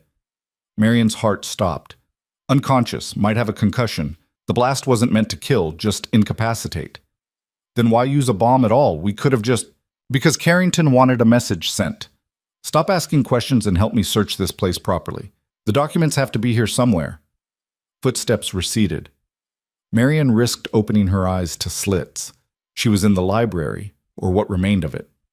The explosion had torn through the adjoining wall, bringing down part of the ceiling. Debris covered everything. Through the haze, she could make out 2 figures rifling through the damaged shelves, tossing books aside, searching. And there, slumped against the far wall, was Victor. He wasn't moving, but she could see his chest rising and falling, alive. Relief hit her so hard she nearly sobbed. She needed to move. Get to him. Get them both out. But her head throbbed viciously, and her left wrist, she glanced down, was clearly sprained, already swelling. When she tried to shift position, pain lanced through her ribs. The whistle. Where was the whistle? Gone. Must have fallen during the struggle. Think, Marian, think. The men were distracted, focused on their search. If she could reach the door, but no, too far, too exposed. The window, then. It faced the back garden, away from the street. If she could get it open without noise. She began to move, inch by careful inch. Every shift sent fresh waves of pain through her body, but she gritted her teeth and kept going. The searchers' voices provided cover, argument escalating into something uglier. Wasting time. Ravenshire probably has the real evidence somewhere else. Carrington said check the house first, so we checked the house. Carrington isn't here getting his hands dirty, is he? Marian reached the window, used the wall to pull herself upright. Her vision swam, settled. The latch was old, stiff. She worked it carefully, praying it wouldn't squeal. It didn't. The window swung open on well-oiled hinges. Victor's doing, probably, one of the few maintenance tasks he'd actually completed. Cold air hit her face like a blessing. She glanced back at the searchers, still occupied, then at Victor. Leaving him felt like tearing off her own skin, but she couldn't carry him. Not injured, not alone. Get help first. Come back for him. She climbed through the window, dropped into the garden. The impact jarred every injury, made her bite her lip hard enough to draw fresh blood. Then she was running, staggering, really, toward the back gate. It was locked. Of course it was locked. Victor's security measures working against her now. Behind her, a shout. They'd noticed her absence. Marian grabbed the gate, hauled herself up. Her injured wrist screamed protest, but she ignored it, focused on climbing. Over the top, down the other side, into the alley. She ran. London at night was a different creature, darker, more dangerous. Marian had always avoided it, stayed safely inside after sunset like a proper lady. But propriety was a luxury she couldn't afford anymore. She made it 2 streets before someone grabbed her arm. Marian spun, fist raised, ready to fight. "Mrs. Holloway!" Henshaw's face appeared in the lamplight, shocked and relieved. "Thank heaven, we heard the explosion. I was coming back with the authorities." "Victor," Marian gasped, "still in the house. 2 men searching for documents. They caused the explosion. How badly is he hurt?" "Unconscious, breathing. Henshaw, we need to—" But the butler was already moving, surprisingly fast for his age. He flagged down a constable on the next corner, spoke rapidly, gestured back toward Ravenshire House. Within minutes, 3 more constables appeared, then a magistrate's carriage. Marian tried to follow them back to the house, but Henshaw stopped her. "Ma'am, you're injured. Let the authorities handle this." "I can't just—" "You can and you will. His Grace would have my head if I let you walk back into danger." Henshaw's tone gentled. "Please, Mrs. Holloway, you've done enough. Let us do our part." She wanted to argue, wanted to fight, but exhaustion and pain finally caught up with her. She let Henshaw guide her to the magistrate's carriage, accepted the blanket someone draped over her shoulders, and waited. It felt like hours. It was probably 20 minutes. When they finally brought Victor out, he was awake, barely, and arguing with the constables about something. Relief flooded through Marian so intensely she swayed. "Marian," his voice was rough but functional. "You're all right." "I'm fine. You're not." "Debatable." He winced as the constables helped him into the carriage. "Did they catch the men?" "Fled through the back when they heard us coming," one constable reported. "But we found this." He held up a leather satchel.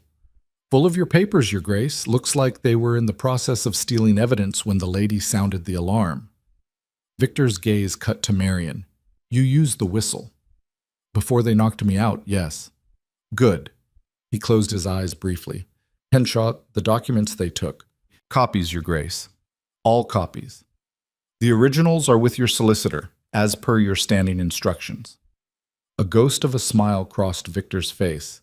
Paranoia pays dividends. The magistrate, an older man with shrewd eyes and no patience for drama, cleared his throat. "Your Grace, I'll need complete statements from both of you. Tomorrow, when you've recovered. Tonight, get a physician. Those head injuries need attention." "Of course, thank you, Magistrate." After the authorities dispersed, Henshaw managed to locate Mrs. Palmer, who'd been evacuated during the chaos. Between them, they got Victor and Marian to a physician 3 streets over, a discreet practitioner who asked no questions and charged accordingly. Victor had a concussion, bruised ribs, and various cuts from flying debris. Marian had the sprained wrist, mild concussion, and bruising that would look spectacular by morning. The physician bandaged them both, prescribed rest, and suggested they find somewhere safer to recover. "Ravenshire House is a crime scene now," Henshaw said quietly. "We'll need alternative arrangements." "My club," Victor managed. "They have rooms, discreet." "Your club won't accept Mrs. Holloway, Your Grace." "Then a hotel, the Langham. Use my name." But Marian shook her head. "No hotels, too public, too easy to find." Her mind was working despite the headache, pieces falling into place. "We need somewhere unexpected, somewhere they wouldn't think to look." "Where?" Victor asked. Marian met his eyes. "My father's country estate. The one Constance was supposed to retire to. It's remote, defensible, and currently empty." "That's hours away, which makes it perfect." She turned to Henshaw. "Can you arrange transport, quietly?" "Within the hour, ma'am." "Good. We'll leave tonight. Let Carrington and his associates think they've won. Let them believe we're injured and scared and running." Marian's voice hardened.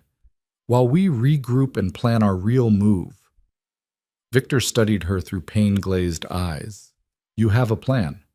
The beginning of one. But I need you conscious and thinking clearly to finish it. Then let's go." Tried to stand, swayed dangerously. Marian caught him, steadied him. "Together," she said. "Together," he agreed. The journey to the estate was brutal. Every jolt of the carriage sent fresh pain through Marian's injuries, and Victor spent most of it unconscious despite the physician's warnings about concussions and sleep. Henshaw rode up top with the driver, while Mrs. Palmer stayed behind to secure the London house and manage the authorities. They arrived at dawn. The estate looked exactly as Marian remembered, a sprawling Tudor manor gone slightly to seed, surrounded by overgrown gardens and empty tenant cottages. Her father had loved this place once, before Constance convinced him London was more important. Henshaw helped them inside, got a fire started in the main parlor. The furniture was covered in dust sheets, the air stale, but it was warm and, critically, safe. "I'll inventory the supplies," Henshaw said. "See what we have to work with. Your Grace should rest. Mrs. Holloway as well." "In a moment," Marian said. "First, I need to write some letters." "Ma'am, you're injured." "Which is why I need to work while I can still think straight." She found paper and ink in her father's old study, sat down despite the screaming protest from her ribs, and began to write. The first letter went to Victor's solicitor. Detailed instructions about the evidence they'd compiled, directions to present it immediately to specific magistrates, a timetable for action. The second went to a journalist Victor had mentioned, someone who owed him a favor and couldn't be bought by Carrington's money. The third went to Lady Ashford, of all people. That one took the longest to compose. "Lady Ashford, you don't know me well, but you knew my father. You also know the Duke of Ravenshire and are familiar with his recent legal actions against certain members of London society. Last night, those members attempted to silence him through violence. They destroyed his home, injured both of us, and stole evidence related to ongoing investigations. They did this because the Duke was close to exposing crimes committed against his family, crimes that include fraud, theft, and conspiracy. I am writing to you because you have something those men don't: credibility and social power. If you were to inquire publicly about the explosion at Ravenshire House, if you were to express concern about the Duke's welfare, it would force a response. It would make this matter impossible to ignore or cover up. I'm not asking you to take sides, only to ask questions. Sometimes that's enough. Respectfully, Mrs. Marian Holloway." She sealed the letters, gave them to Henshaw for immediate posting. Then, finally, she let herself rest. She woke to find Victor sitting beside her bed, looking significantly more alert than he had any right to. "You should be sleeping," she said. "So should you. Yet here we are." He was holding something. A newspaper, she realized. "Henshaw brought this from the village. You'll want to read it." Marian sat up carefully, took the paper. The headline made her breath catch: "Explosion rocks Mayfair. Duke of Ravenshire's home destroyed in suspicious blast." The article was detailed, thorough, and clearly written by someone with access to inside information. It described the explosion, the subsequent investigation, the discovery of intruders. But more importantly, it asked questions about why someone would target a duke, about what evidence might have been sought, about connections between recent property disputes and the attack. "Your journalist friend," Marian asked, "works fast when properly motivated." Victor's smile was grim. "But that's not the interesting part. Look at page 3. She turned the pages, found a smaller article. "Lady Ashford demands investigation into attack on Duke of Ravenshire. Society matron Lady Catherine Ashford has publicly called for a thorough investigation into the explosion that destroyed the Duke of Ravenshire's London residence. It is unconscionable that a peer of the realm should be attacked in his own home," Lady Ashford stated. "I call upon the authorities to investigate this matter with the utmost seriousness and to prosecute any individuals found responsible to the fullest extent of the law." Lady Ashford's statement has prompted similar demands from other prominent members of society. Marian set down the paper, stunned. "She actually did it. I sent that letter less than 12 hours ago." "You gave her exactly what she needed, a cause that makes her look concerned and moral, without requiring her to take real risks." Victor's expression held something like admiration. "That was clever. That was desperate, but I'm glad it worked. It's more than working. Look." He handed her 3 more letters that had arrived with the morning post. Lady Ashford isn't the only one responding. The letters were from various society figures, all expressing concern, all demanding investigation. Individually meaningless, social posturing by people protecting their own interests. But collectively? Collectively, they created pressure, made the attack on Victor a public matter instead of a private vendetta. They're afraid, Marion realized. If this could happen to a duke, it could happen to any of them. They're protecting themselves by demanding justice for you. Exactly. And Carrington can't afford public scrutiny. Victor stood, paced to the window, despite his obvious pain. He's probably already scrambling to distance himself from the attack, blame it on rogue associates, claim ignorance. Which means he's vulnerable. Finally, yes. Victor turned back to face her. So we need to move fast, strike while he's off balance. How? The Blackwood Ball. 3 days from now. All of Carrington's associates will be there. Pembroke, Ashford, the whole corrupt lot. It's the event of the season, impossible to miss without raising questions. Victor's smile turned sharp. We're going to attend. Victor, we're injured. We just survived an assassination attempt, which is exactly why we need to show up, looking healthy, confident, and completely unbothered. He crossed back to her bedside. Marion, we've been fighting this war from the shadows, document by document, case by case. But Carrington just forced this into the open, so let's use that. Let's make this fight public. You want to confront them. At a ball. In front of everyone. Not confront. Present evidence, calmly, methodically, to the magistrates I've invited to attend. His eyes gleamed with something almost like excitement. Let society watch while we dismantle these men piece by piece. Let them see exactly what Carrington and his friends really are. It was audacious, possibly insane, definitely dangerous. I'm in, Marion said. Over the next 3 days, they prepared. Victor's solicitor arrived with the full evidence files, every document, every witness statement, every piece of proof they'd compiled over months of investigation. Marion organized it into presentations, clear narratives that even non-lawyers could follow. She worked despite her injuries, despite exhaustion, because stopping meant remembering how close they'd come to dying. Henshaw proved unexpectedly resourceful. He recruited staff from the village, people who'd known Marion's father, who remembered when the estate had been thriving. Within 48 hours, the manor was functional again, if not elegant. On the morning of the ball, a package arrived from London. Inside was a dress, deep emerald silk, perfectly tailored, far more expensive than anything Marion had ever owned. The note pinned to it read, "You'll need armor for tonight." This seemed appropriate. She stared at it for a long moment, then went to find him. Victor was in the study, reviewing documents with his solicitor. He looked up when she entered, dismissed the solicitor with a gesture. "The dress," Marion said. "Yes?" "It's too much." "It's exactly right." He stood, crossed to her. "Marion, tonight you're walking into a room full of people who've spent years treating you like you're invisible, who watched Constance diminish you and said nothing, who saw you as a widow with no power, no voice, no significance." He paused. "You're going to prove them wrong. You need to look the part." "I'm your employee, your partner in investigation, not—" "You're more than that," Victor interrupted. "You're the woman who survived everything they threw at her and came back stronger. You're the reason I'm still alive. And tonight, you're going to stand beside me while we burn their world down." He met her eyes. "Wear the dress, please." So she did. The ball was exactly as she remembered. Excessive, performative, designed to impress. The Blackwood estate glittered like a jewel box, every surface polished, every detail perfect. Carriages lined the drive, disgorging London's elite in waves of silk and diamonds. Marion descended from Victor's carriage and felt every eye turned toward them. The whispers started immediately. There, the Duke of Ravenshire. Survived that terrible explosion. And who's that with him? The widow Holloway? But she's supposed to be his housekeeper. Why is she dressed like— Let them wonder, Marion thought. Let them stare. Victor offered his arm. She took it, felt the solid strength of him beside her, and walked into the ballroom like she belonged there. Lady Blackwood greeted them with barely concealed shock. "Your Grace, we heard about the explosion. How terrifying. And Mrs. Holloway, what a surprise."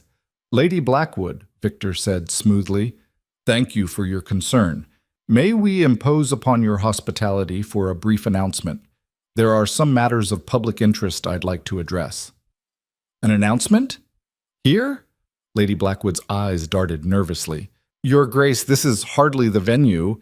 I disagree. This is the perfect venue. Victor's smile was pleasant and absolutely immovable. Shall we say in 30 minutes? Give your guest time to arrive and settle. It wasn't really a request. Lady Blackwood recognized that, nodded stiffly, and hurried away to warn her other guests. She's going to warn Carrington, Marian murmured. I'm counting on it. Victor guided her toward a quiet corner.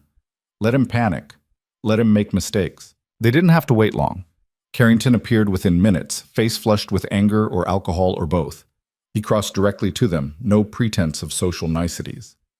You have a lot of nerve showing up here, Ravenshire. Do I? Victor's tone was mild. I was invited.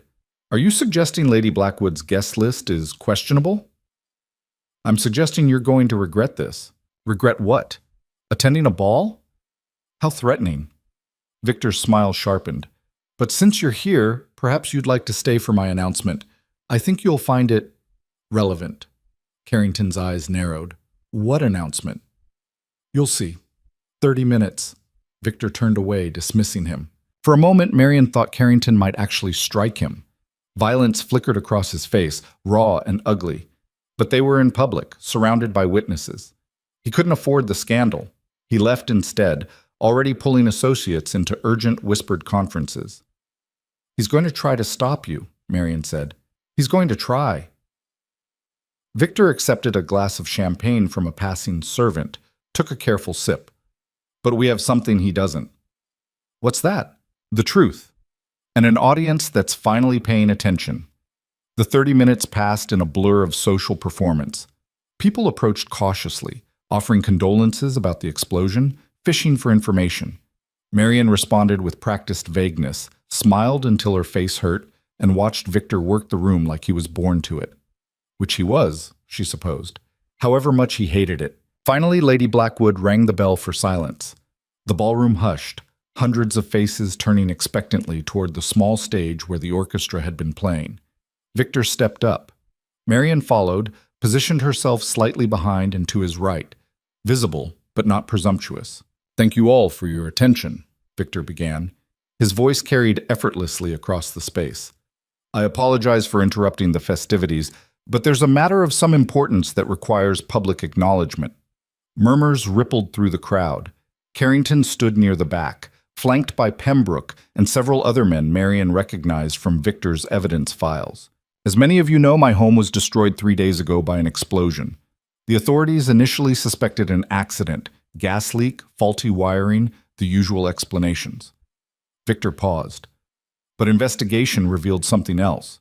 The explosion was deliberately set by men hired to destroy evidence related to ongoing legal proceedings.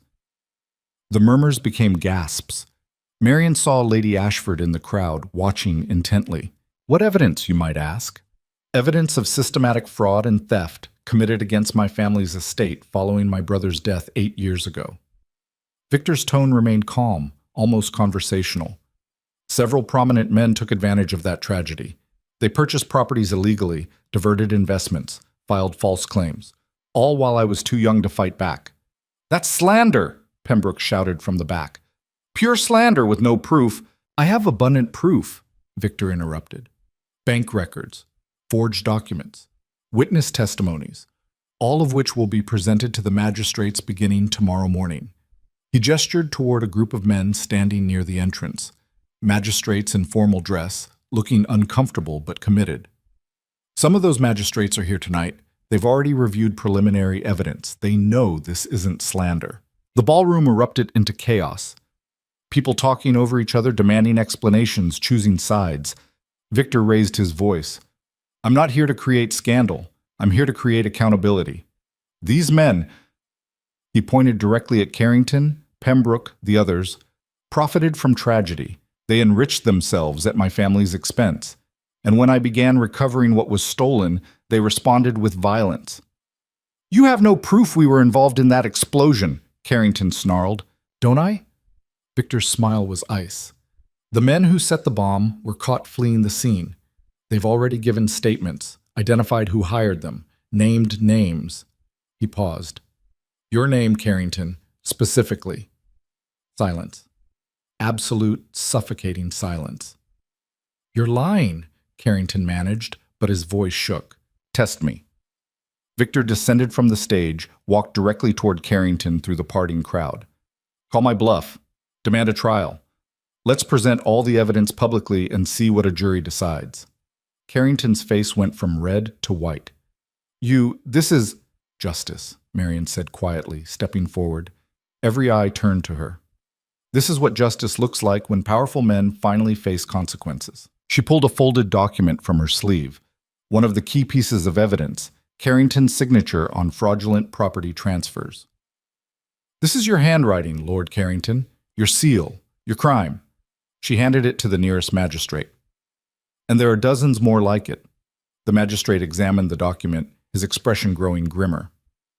Lord Carrington, I'm going to have to ask you to accompany us for formal questioning. You can't. I have rights.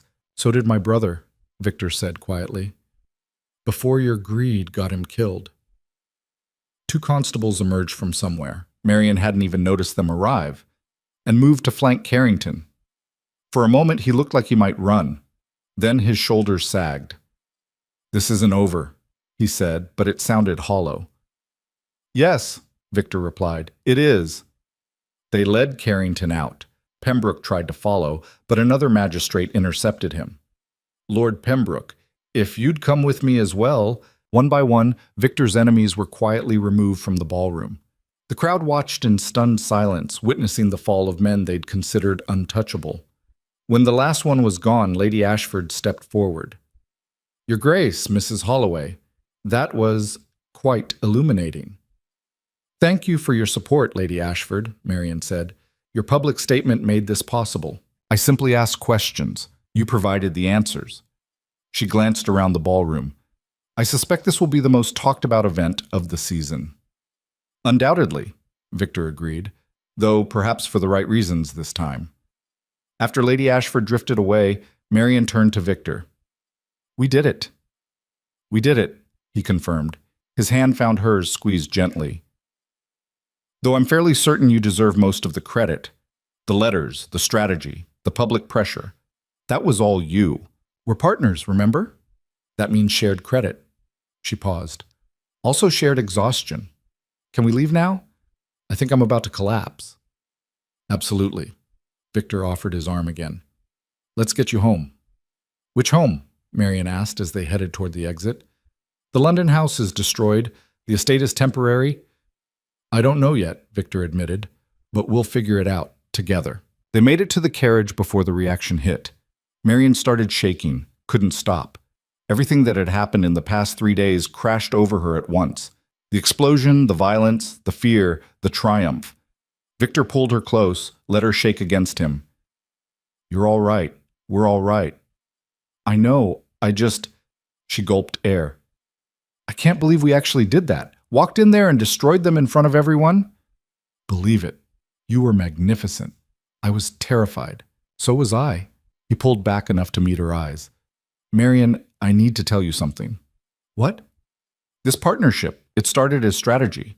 Mutual benefit, shared goals, but somewhere along the way it became... He stopped, seeming to struggle with words for the first time since she'd known him. It became more. For me. You're not just my employee or my partner. You're Victor. She put a finger against his lips, gentle. Not tonight. We're exhausted, injured, running on adrenaline. Whatever you're about to say, I want you to mean it tomorrow too. He was quiet for a moment. Then he smiled. That real smile. The one that made him look younger and dangerous and alive. Tomorrow then. Tomorrow, Marion agreed. The carriage rolled through the night, carrying them away from the ball, away from London, toward whatever came next. Behind them, society would be dissecting what had happened, choosing sides, rewriting history. But for now, in this moment, they were just two people who'd survived the impossible. And won. The next morning brought validation in the form of newspapers. Every major publication ran the story. Some sympathetic, some skeptical, all forced to acknowledge the evidence. Carrington had been formally charged. Pembroke was cooperating with authorities in exchange for leniency. The others were scrambling. Victor read the articles aloud over breakfast, his voice steady despite obvious satisfaction. "They're calling it the scandal of the decade." "They're calling me your mistress," Marian observed dryly, scanning another paper. "Apparently I masterminded the whole thing to secure my position. Ignore them. The truth will come out." "Will it?" She set down the paper. "Victor, we exposed criminals. We didn't change how society views women like me. I'm still the widow who lived in a bachelor's household. Still suspect, still scandalous. Then we changed that too." He reached across the table, took her hand. "I meant what I almost said last night. This partnership, it's real. It matters. And I'm not letting society's gossip diminish it." Before Marian could respond, Henshaw appeared in the doorway. "Your Grace, Mrs. Holloway, you have a visitor." "Who?" "She says her name is Lady Catherine Ashford." Victor and Marian exchanged glances. "Show her in," Victor said. Lady Ashford entered looking impeccable as always, but her expression was unusually serious. "Forgive the intrusion. I won't take much of your time." "Not at all," Marian said. "Please, sit." Lady Ashford sat, arranged her skirts with precise movements. "I came to apologize." "For what?" Victor asked. "For not asking questions sooner. For not noticing what was happening to your family. To you both. For allowing men like Carrington to operate unchecked because it was easier than confronting them." She met Marian's eyes.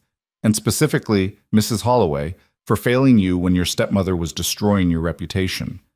I knew Constance. I knew what she was. I should have intervened." Marian was stunned into silence. "I can't undo the past," Lady Ashford continued, "but I can help shape the future, starting with this." She pulled out a letter, handed it to Marian. "An official invitation to join the Women's Charitable Association. We fund housing for vulnerable women, provide legal assistance, offer education. Your experience and strategic mind would be invaluable." Marian stared at the letter. "Lady Ashford, I'm grateful, but my reputation—" "Your reputation is that of a woman who survived abuse, exposed corruption, and helped bring criminals to justice. That makes you exactly the kind of person we need." Lady Ashford stood. "Think about it. The offer stands." After she left, Marian looked at Victor. "Did that actually just happen?" "I believe it did." He was smiling. "She's right, you know, about your reputation. What happened last night, it changed the narrative. You're not a scandal anymore. You're a survivor who fought back." "Maybe." Marian folded the letter carefully. "Or maybe I'm just the next interesting story until something more exciting comes along. Then we make sure the story lasts." Victor stood, came around the table. "Marian, I know you wanted me to wait until today to say this properly, so I don't want a housekeeper. I don't want a business partner. I want—" He paused. "I want you, however that looks, whatever form that takes. But I want you in my life as more than someone I hired." Marian's heart hammered. "Victor, you don't have to answer now. Take your time. But know that whatever you decide, we're not going back to the way things were. We can't." He was right. Everything had changed, and Marian realized, looking at him, that she didn't want to go back either. "Ask me again tomorrow," she said quietly, "after we've both slept properly and our heads aren't full of explosions in courtrooms." "Fair enough." Victor helped her stand. "But Marian, just so you know, my answer isn't going to change." Neither was hers, but she needed time to find the right words for something this important. That afternoon, a messenger arrived with news. Carrington had confessed to ordering the explosion. In exchange for a reduced sentence, he was providing evidence against his remaining associates. The legal proceedings would continue for months, but the outcome was certain. They'd won. Really, truly won. Marian stood in her father's old study, looking out over the overgrown gardens, and let herself feel it. Relief, triumph, exhaustion, hope, all of it mixing into something too complex for words. Behind her, Victor appeared in the doorway. "Penny, for your thoughts?" "I'm thinking about what comes next," she said. "We've been so focused on revenge, on justice. Now that we have it, now we figure out what we actually want." He came to stand beside her. "I'm rebuilding the London house. Properly this time, not just the bare minimum. It'll take months." "And then?" And then I don't know, but I'd like you to be part of it, whatever it becomes. Marion turned to face him. I need my own space, my own life. I can't just be an appendage to yours. I don't want you to be. I want... He stopped, started over. I want a partner who challenges me, who builds her own life alongside mine, who fights her own battles and lets me fight beside her when she wants support. He paused. Is that something you'd consider? It was exactly what she'd been afraid to hope for. Not rescue, not dependence, partnership. Real partnership between equals. Yes, she said. I'd consider that. His smile was sunlight breaking through clouds. Good. Then let's start there and see where it leads. They stood together in the quiet study, watching the afternoon light paint patterns across the floor. Outside, London continued its endless drama. But here, in this moment, they'd found something London couldn't touch, a future they'd chosen for themselves, built on truth instead of transaction. It wasn't a fairy tale ending. There would be more battles ahead, more challenges, more moments when the world tried to diminish them. But they'd face it together, not as Duke and employee, not as rescuer and rescued, as partners, as equals, as two people who'd looked at the worst society offered and refused to break. That, Marion thought, was worth more than any title or fortune. That was worth everything. That was worth everything. The thought carried Marion through the next 6 weeks like a compass pointing true north.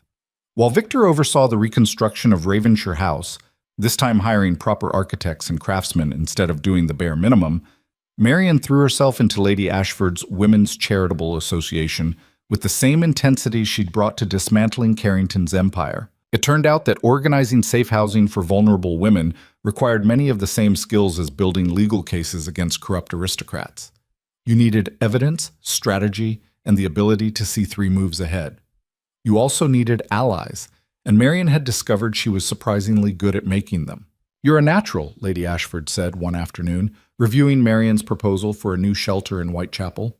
This is excellent work, detailed, practical, with clear funding sources. When can we begin? Next month, if the property owner agrees to our terms. Marion set down her tea. Lady Ashford, may I ask you something personal? Of course. Why did you really help us? At the ball, with the public statement. You barely knew me. Lady Ashford was quiet for a moment, gazing out the window of her drawing room. Because 30 years ago I was in a situation not unlike yours. A young widow with limited resources, vulnerable to predators. I was fortunate. I had family who protected me, a second marriage that was genuinely kind. But I never forgot how easily it could have gone differently. She turned back to Marion. When I saw what your stepmother did to you, what those men tried to do to the Duke, I decided I was tired of watching terrible people win because good people stayed silent. It was still a risk, supporting us. All the worthwhile things are, Lady Ashford smiled. Besides, you made it easy. You had evidence, a plan, and more courage than sense. I just amplified what you'd already started. The conversation stayed with Marion as she left Lady Ashford's house and headed toward Ravenshire House to check on the reconstruction progress. Courage then sense. That felt accurate. She found Victor in what would eventually be his new study, arguing with the architect about window placement. Natural light is essential, Victor was saying. I spent 5 years working in dark rooms, not again. Your Grace, structurally speaking, then change the structure. That's what I'm paying you for. The architect sighed, made notes, and escaped when he saw Marion approaching. You're terrorizing the staff again, she observed. I'm providing clear direction. Victor crossed to her, and Marion noted that his limp, a lingering effect from the explosion, was barely noticeable now. How was your meeting with Lady Ashford? Productive. We're moving forward with the Whitechapel shelter. She handed him the proposal. I'll need funding approval from the association's board, but she seems confident. Victor scanned the document, eyebrows rising. This is ambitious. You're planning to house 30 women initially, with capacity to expand to 50? The need is there. Why think small? Why indeed? He handed back the proposal. You're good at this. Building something instead of tearing things down. I learned from you. You spent months tearing down corruption. Now you're rebuilding this house better than it was. Same principle. Maybe. He gestured around the half-finished room. Want to see the rest? The tour took an hour. Victor had redesigned the entire house. More windows, better ventilation, modernized plumbing. The servants' quarters were twice the size they'd been, with individual rooms instead of shared spaces. The kitchen had been completely rebuilt with the latest equipment. "Mrs. Palmer is going to cry when she sees this," Marion said, examining the new stove. She already did. Came by last week, took one look, and started weeping into her apron. Victor smiled. "Henshaw maintains he has something in his eye, but I'm fairly certain he was crying too." They ended the tour in what Victor called the library, but was really two rooms knocked into one, with floor-to-ceiling bookshelves and space for reading, writing, and research. A fireplace anchored the far end, flanked by comfortable chairs. "This is beautiful," Marion said softly. "It's for you." At her startled look, Victor continued, "I mean, it's for both of us, but I designed it with you in mind. A space for serious work, for the charity projects, for whatever you need. Your own domain." Something warm unfurled in Marion's chest. "Victor, before you argue, just listen. When this house is finished, I want you to live here, not as my housekeeper or my employee, as my equal, with your own space, your own work, your own life that happens to intersect with mine." He paused. "I want to marry you, Marion, but on your terms, not society's. If you'd rather we just live together and scandalize everyone, I'm fine with that too. If you want separate houses and we just see each other when convenient, I can work with that. The specific arrangement matters less than the fact that I want you in my life. Permanently." Marion's heart hammered against her ribs. They'd been dancing around this conversation for weeks, but hearing it stated so plainly still knocked the breath from her lungs. "That's quite a speech," she managed. "I've been practicing." "I can tell." She moved to one of the chairs by the fireplace, sat down before her knees gave out. "Victor, I care about you, deeply, but marriage scares you. I know." He sat in the chair opposite. "Edmund was kind, but your marriage was still a transaction. Your father arranged it, you had no real choice. And then he died, and society picked you apart like vultures." Victor leaned forward. "I'm not asking you to repeat that experience. I'm asking you to try something different. A partnership where we both have equal say, where neither of us disappears into the other. And if it doesn't work, if we're better as partners than as whatever this would be, then we adjust. We're not locked into anything that makes us miserable." He held her gaze. "Marion, I spent 5 years trapped in grief and revenge. It nearly destroyed me. The only thing that saved me was finding something, someone, worth living for instead of just surviving. That's you. So whatever form this takes, I'm not walking away from it." Marion looked at him, really looked, saw the sincerity in his eyes, the vulnerability he rarely showed anyone. This wasn't a man trying to own her. This was a man offering partnership of the kind she'd never imagined possible. "I need time," she said quietly, "not because I don't want this, but because I need to be sure I'm choosing it for the right reasons. Not gratitude, not fear, not because it's convenient. Take all the time you need." Victor stood, offered his hand. "But while you're thinking, consider this. We've already been living as partners for months. Marriage wouldn't change that. It would just make it official." He had a point. Their partnership had formed organically, built on mutual respect and shared purpose. Adding legal recognition wouldn't fundamentally alter what they already were. "Ask me again when the house is finished," Marion said, taking his hand and standing. "When everything isn't in chaos. When we can both think clearly." "Deal." Victor pulled her close, kissed her forehead gently. "But fair warning, my answer isn't going to change." "Neither is mine," Marion admitted. "I'm just figuring out what exactly that answer is." 2 weeks later, Constance reappeared. Marion was at the Whitechapel property, overseeing initial renovations, when Henshaw arrived with news. "Mrs. Holloway, your stepmother is at the estate. She's asking to see you." Marion's stomach dropped. "Did she say why?" "Only that it's urgent. Ma'am, you don't have to see her. I can send her away." "No." Marion set down her clipboard. "If she's come all this way, it's important, or she thinks it is." She paused. "Tell Victor, though, just in case." "Already sent word." The journey back to the country estate felt longer than it should. Marion's mind raced through possibilities. Was Constance in trouble? Had the authorities found additional charges? Was this some new manipulation? She found her stepmother in the parlor, looking diminished. Constance had aged in the past 2 months, new lines around her mouth, gray threading through her hair, an exhaustion that went bone deep. Marion. Constance stood awkwardly. Thank you for seeing me. What do you want, Constance? To apologize. The words came out rough, unpracticed. For everything. For selling you, for Molly, for all of it. Marion stared. Of all the things she'd expected, genuine apology wasn't one of them. Why now? Because I'm dying, Constance said it flatly, without self-pity. Consumption. The physician gives me 6 months, maybe less, and I realized I don't want to die with this hanging over me. The news should have brought satisfaction. Instead, Marion just felt tired. I see. I don't expect forgiveness. I don't deserve it. But I wanted you to know. Constance stopped, gathered herself. I wanted you to know that I see what you've built. The shelter, the charity work, your partnership with the Duke. You became everything I couldn't, everything I was too afraid to try for. You weren't afraid, Marion said quietly. You were cruel.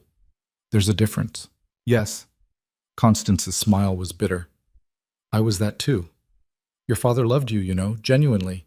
It made me jealous seeing how easily you earned his affection when I had to work for every scrap of attention. So I punished you for it. That's the truth. Marion sat down slowly. This honesty was somehow worse than the manipulation had been. What do you want me to do with this information? Nothing. Just know it. Know that you were never the problem. It was always me. Constance pulled an envelope from her reticule. This is the deed to the country estate. Your father left it to you in his original will before I had the documents altered. I'm signing it back over. It should have been yours all along. Constance, please, let me do this one decent thing before I'm gone.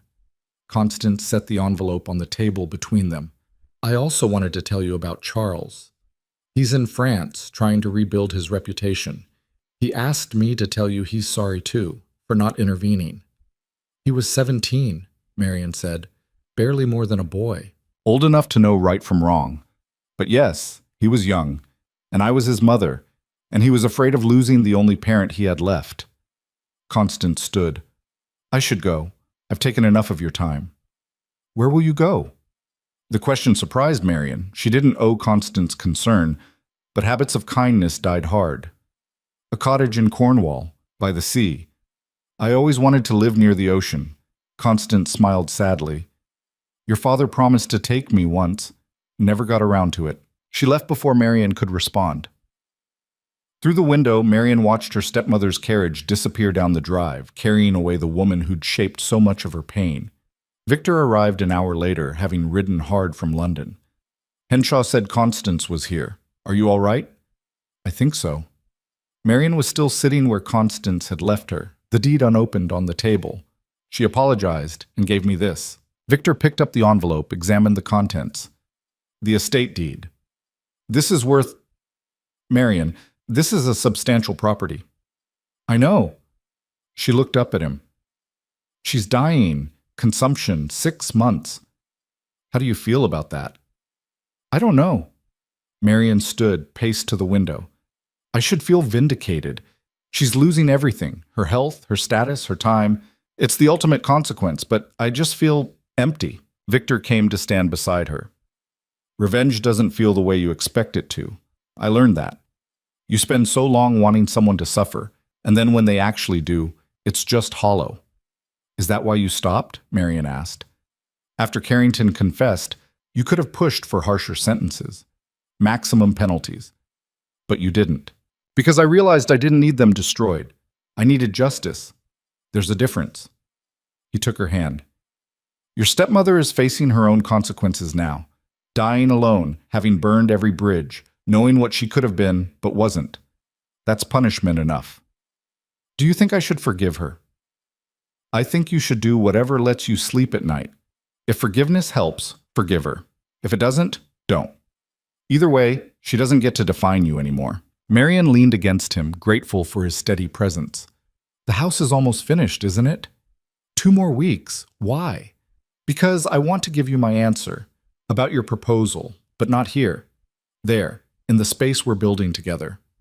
All right. Victor kissed the top of her head. 2 weeks. I can wait 2 weeks. Those 2 weeks passed in a flurry of final preparations.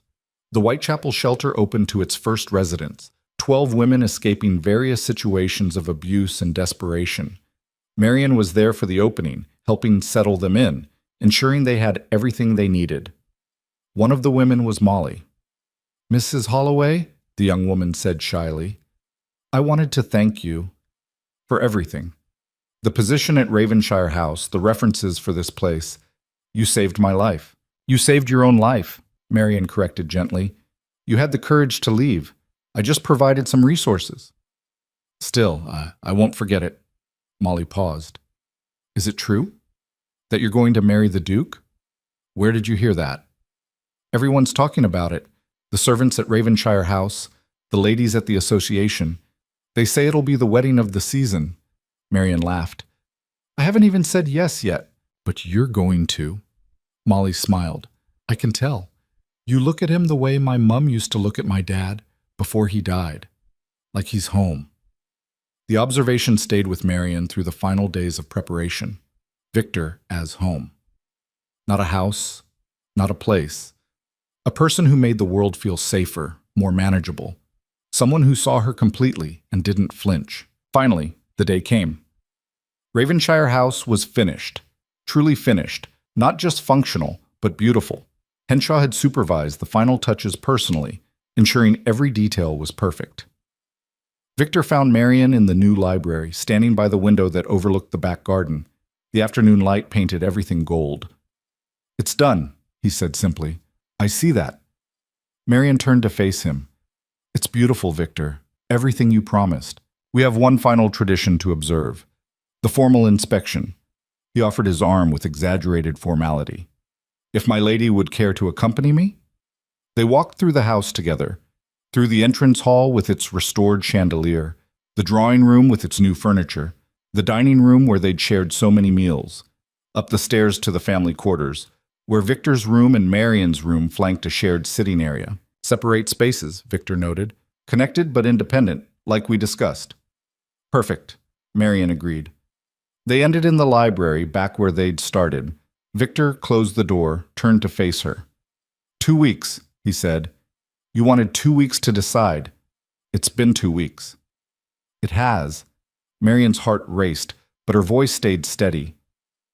"I've been thinking about what you said, about partnership, about building something together that honors both of us. And I realized something.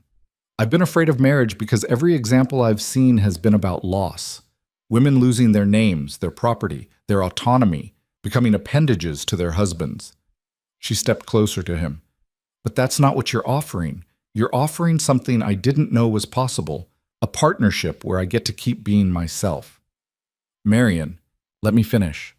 She took a breath. "I also realized that I've already made my choice. Weeks ago, probably. Maybe even that first night at the ball, when you gave me a choice instead of a command. I've just been afraid to say it out loud because saying it makes it real, makes me vulnerable. And now? Now I'm tired of being afraid."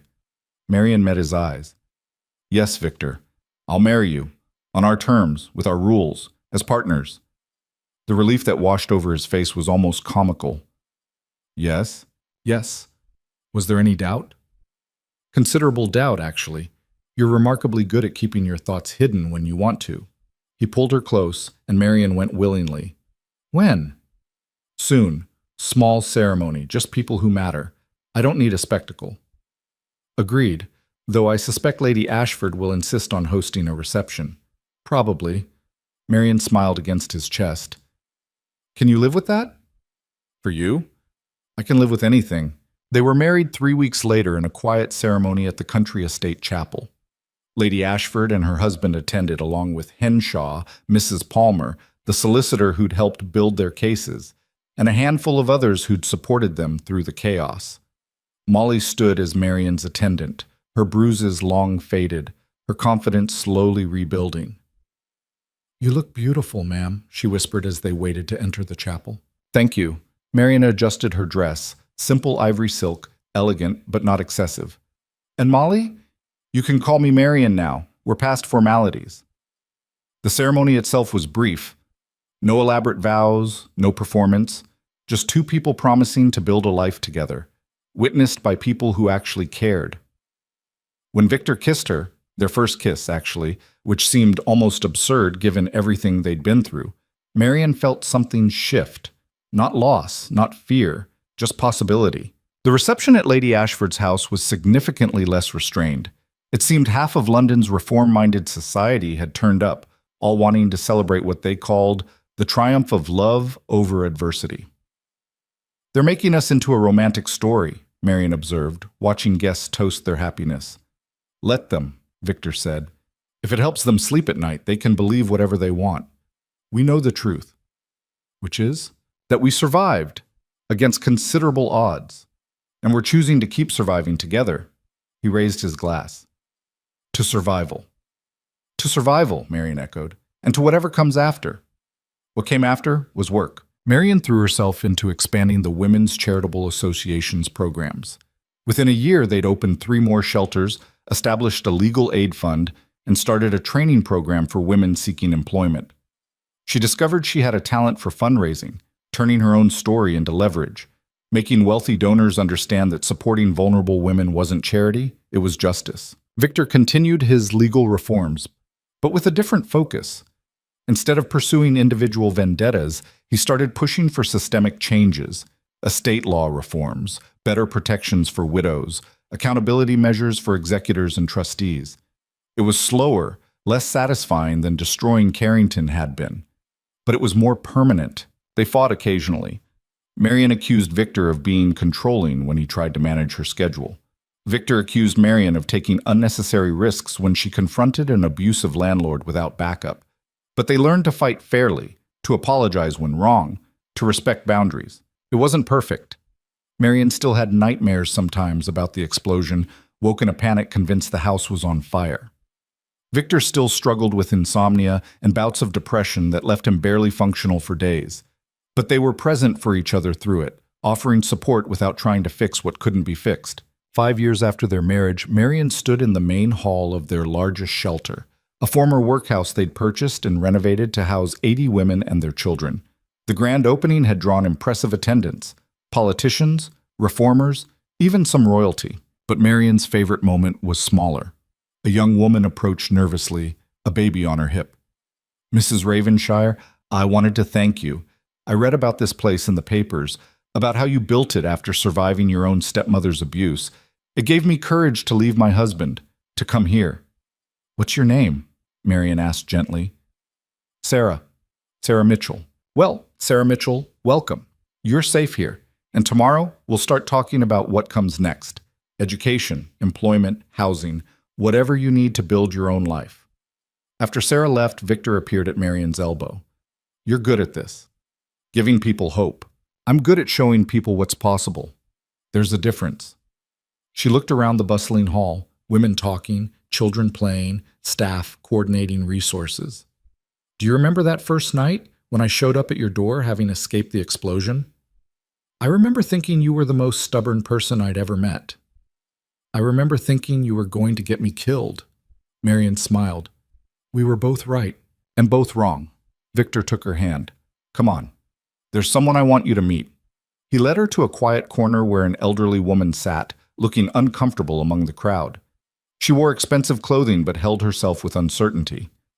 Marian, this is Mrs. Adelaide Pemberton, Lord Pembroke's mother. Marian's spine stiffened automatically. Pembroke had been one of Carrington's closest associates, had profited substantially from Thomas's death. Mrs. Ravenshire, the elderly woman said quietly, I know my son wronged your husband's family terribly. I wanted to apologize. You weren't involved in his crimes, Marian said carefully. No, but I raised him to value profit over people, to see opportunities in others' tragedies. Mrs. Pemberton's hands twisted in her lap. When he was arrested, when I learned what he'd done, I was ashamed. I'm still ashamed. Why are you here? Marian asked. Because I want to do something meaningful with what time I have left. I've donated to your association. I plan to continue donating, and I wanted you to know She paused. I wanted you to know that what you've built here matters. It shows people like me that there are other ways, better ways. After she left, Marion leaned against Victor. That was unexpected. The world is changing, Victor said, slowly, imperfectly, but changing, and we're part of that. That evening, they stood together in the library of Ravenshire House, their library, their sanctuary. The shelves were full now, a mixture of legal texts, charity reports, and novels they'd discovered they both loved. I've been thinking, Marion said, about legacy, what we leave behind. And I think we're building something that matters. Not just the shelters or the legal reforms, but the idea that people can survive terrible things and still build beautiful lives. That's worth something. It's worth everything, Victor agreed. He pulled her close, and Marion went willingly, resting her head against his shoulder. Did you ever think we'd end up here? When you first agreed to manage my household? Honestly? I thought I'd last maybe 3 months before you drove me insane or your enemies killed me. She smiled. Shows what I knew. I thought you'd leave within a week, too proud to tolerate my chaos. I was too stubborn to leave. There's a difference. They stood in comfortable silence, watching the fire burn low. Outside, London continued its endless churn, new scandals, new tragedies, new battles to fight. But here, in this space they'd built together, there was peace. 10 years later, Marion addressed Parliament. It was unprecedented, a woman speaking before the House of Lords about proposed reforms to inheritance law. But she'd been invited by a coalition of reform-minded peers who'd seen her work, understood its value, and wanted her voice included. She stood before them in a simple gray dress, no ornamentation, and spoke for 30 minutes about the practical realities of widowhood, dependency, and legal vulnerability. She didn't make emotional appeals. She presented data. How many women ended up destitute after their husbands' deaths? How often estates were mismanaged by corrupt executors? How the current system incentivized abuse? I'm not asking for charity, she concluded. I'm asking for justice. For legal protections that acknowledge women as full persons under the law, not property to be managed. For accountability when those protections are violated. For a system that makes what happened to me and to thousands of other women impossible. The chamber was silent when she finished. Then slowly, applause began. Not universal. There were plenty of lords who looked furious at her presumption, but enough to matter. Victor waited for her outside, pride written across his face. You were magnificent. I was terrified. Terror and magnificence aren't mutually exclusive. He offered his arm. Come on, let's go home. Home. Funny how that word had changed meaning. Once it had meant places, her father's house, then Constance's, then the estate. Now it meant a person, a partnership, a life they'd chosen deliberately, day after day, for 13 years. They walked through London together, two people who'd started as transaction and become something infinitely more valuable. Around them, the city moved and breathed, full of people fighting their own battles, surviving their own catastrophes, building their own futures. And Marion realized this was her legacy.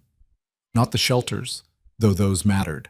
Not the legal reforms, though those did too. But the simple, radical act of refusing to disappear, of standing up and saying, I exist, I matter, I will not be erased. She'd started as property, assessed, valued, sold. She'd become a woman who changed laws. That transformation hadn't been smooth or easy or perfect.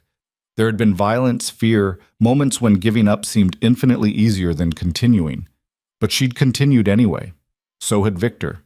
And together, they'd built something neither could have achieved alone. What are you thinking? Victor asked as they entered Ravenshire House. That we did it, Marion said. We actually did what we set out to do. We survived. We fought back. We won. We did. Victor pulled her close. And we're not done yet. No, Marion agreed, smiling. We're not done yet. 20 years after that first desperate bargain in her stepmother's drawing room, Marion stood in the garden of the country estate. Her estate now, fully and legally hers. She was 52, still sharp, still fighting, though the battles had changed shape over the years. The Women's Charitable Association had grown beyond anything she'd imagined. 15 shelters across England, legal aid programs in every major city, training centers that had helped thousands of women build independent lives. The inheritance law reforms she'd pushed for had finally passed Parliament 3 years ago, changing the landscape for widows and daughters throughout the country. Constance had died 14 years earlier, alone in that Cornwall cottage. Marian had gone to the funeral, a small, sad affair with almost no attendees. She'd stood at the grave and felt nothing. No triumph, no grief. Just the quiet recognition that some stories ended not with grand drama, but with whimpers. Charles had returned from France eventually, rebuilt his reputation through genuine contrition and hard work. He and Marian exchanged letters occasionally, careful and formal, acknowledging shared history without pretending it didn't hurt. Victor appeared beside her in the garden, moving slower now. The explosion's lingering effects had caught up with him in middle age, bringing chronic pain and stiffness. But his mind was as sharp as ever, his commitment to justice undiminished. "Wool gathering?" he asked. "Remembering," Marian corrected. "There's a difference. There usually is with you."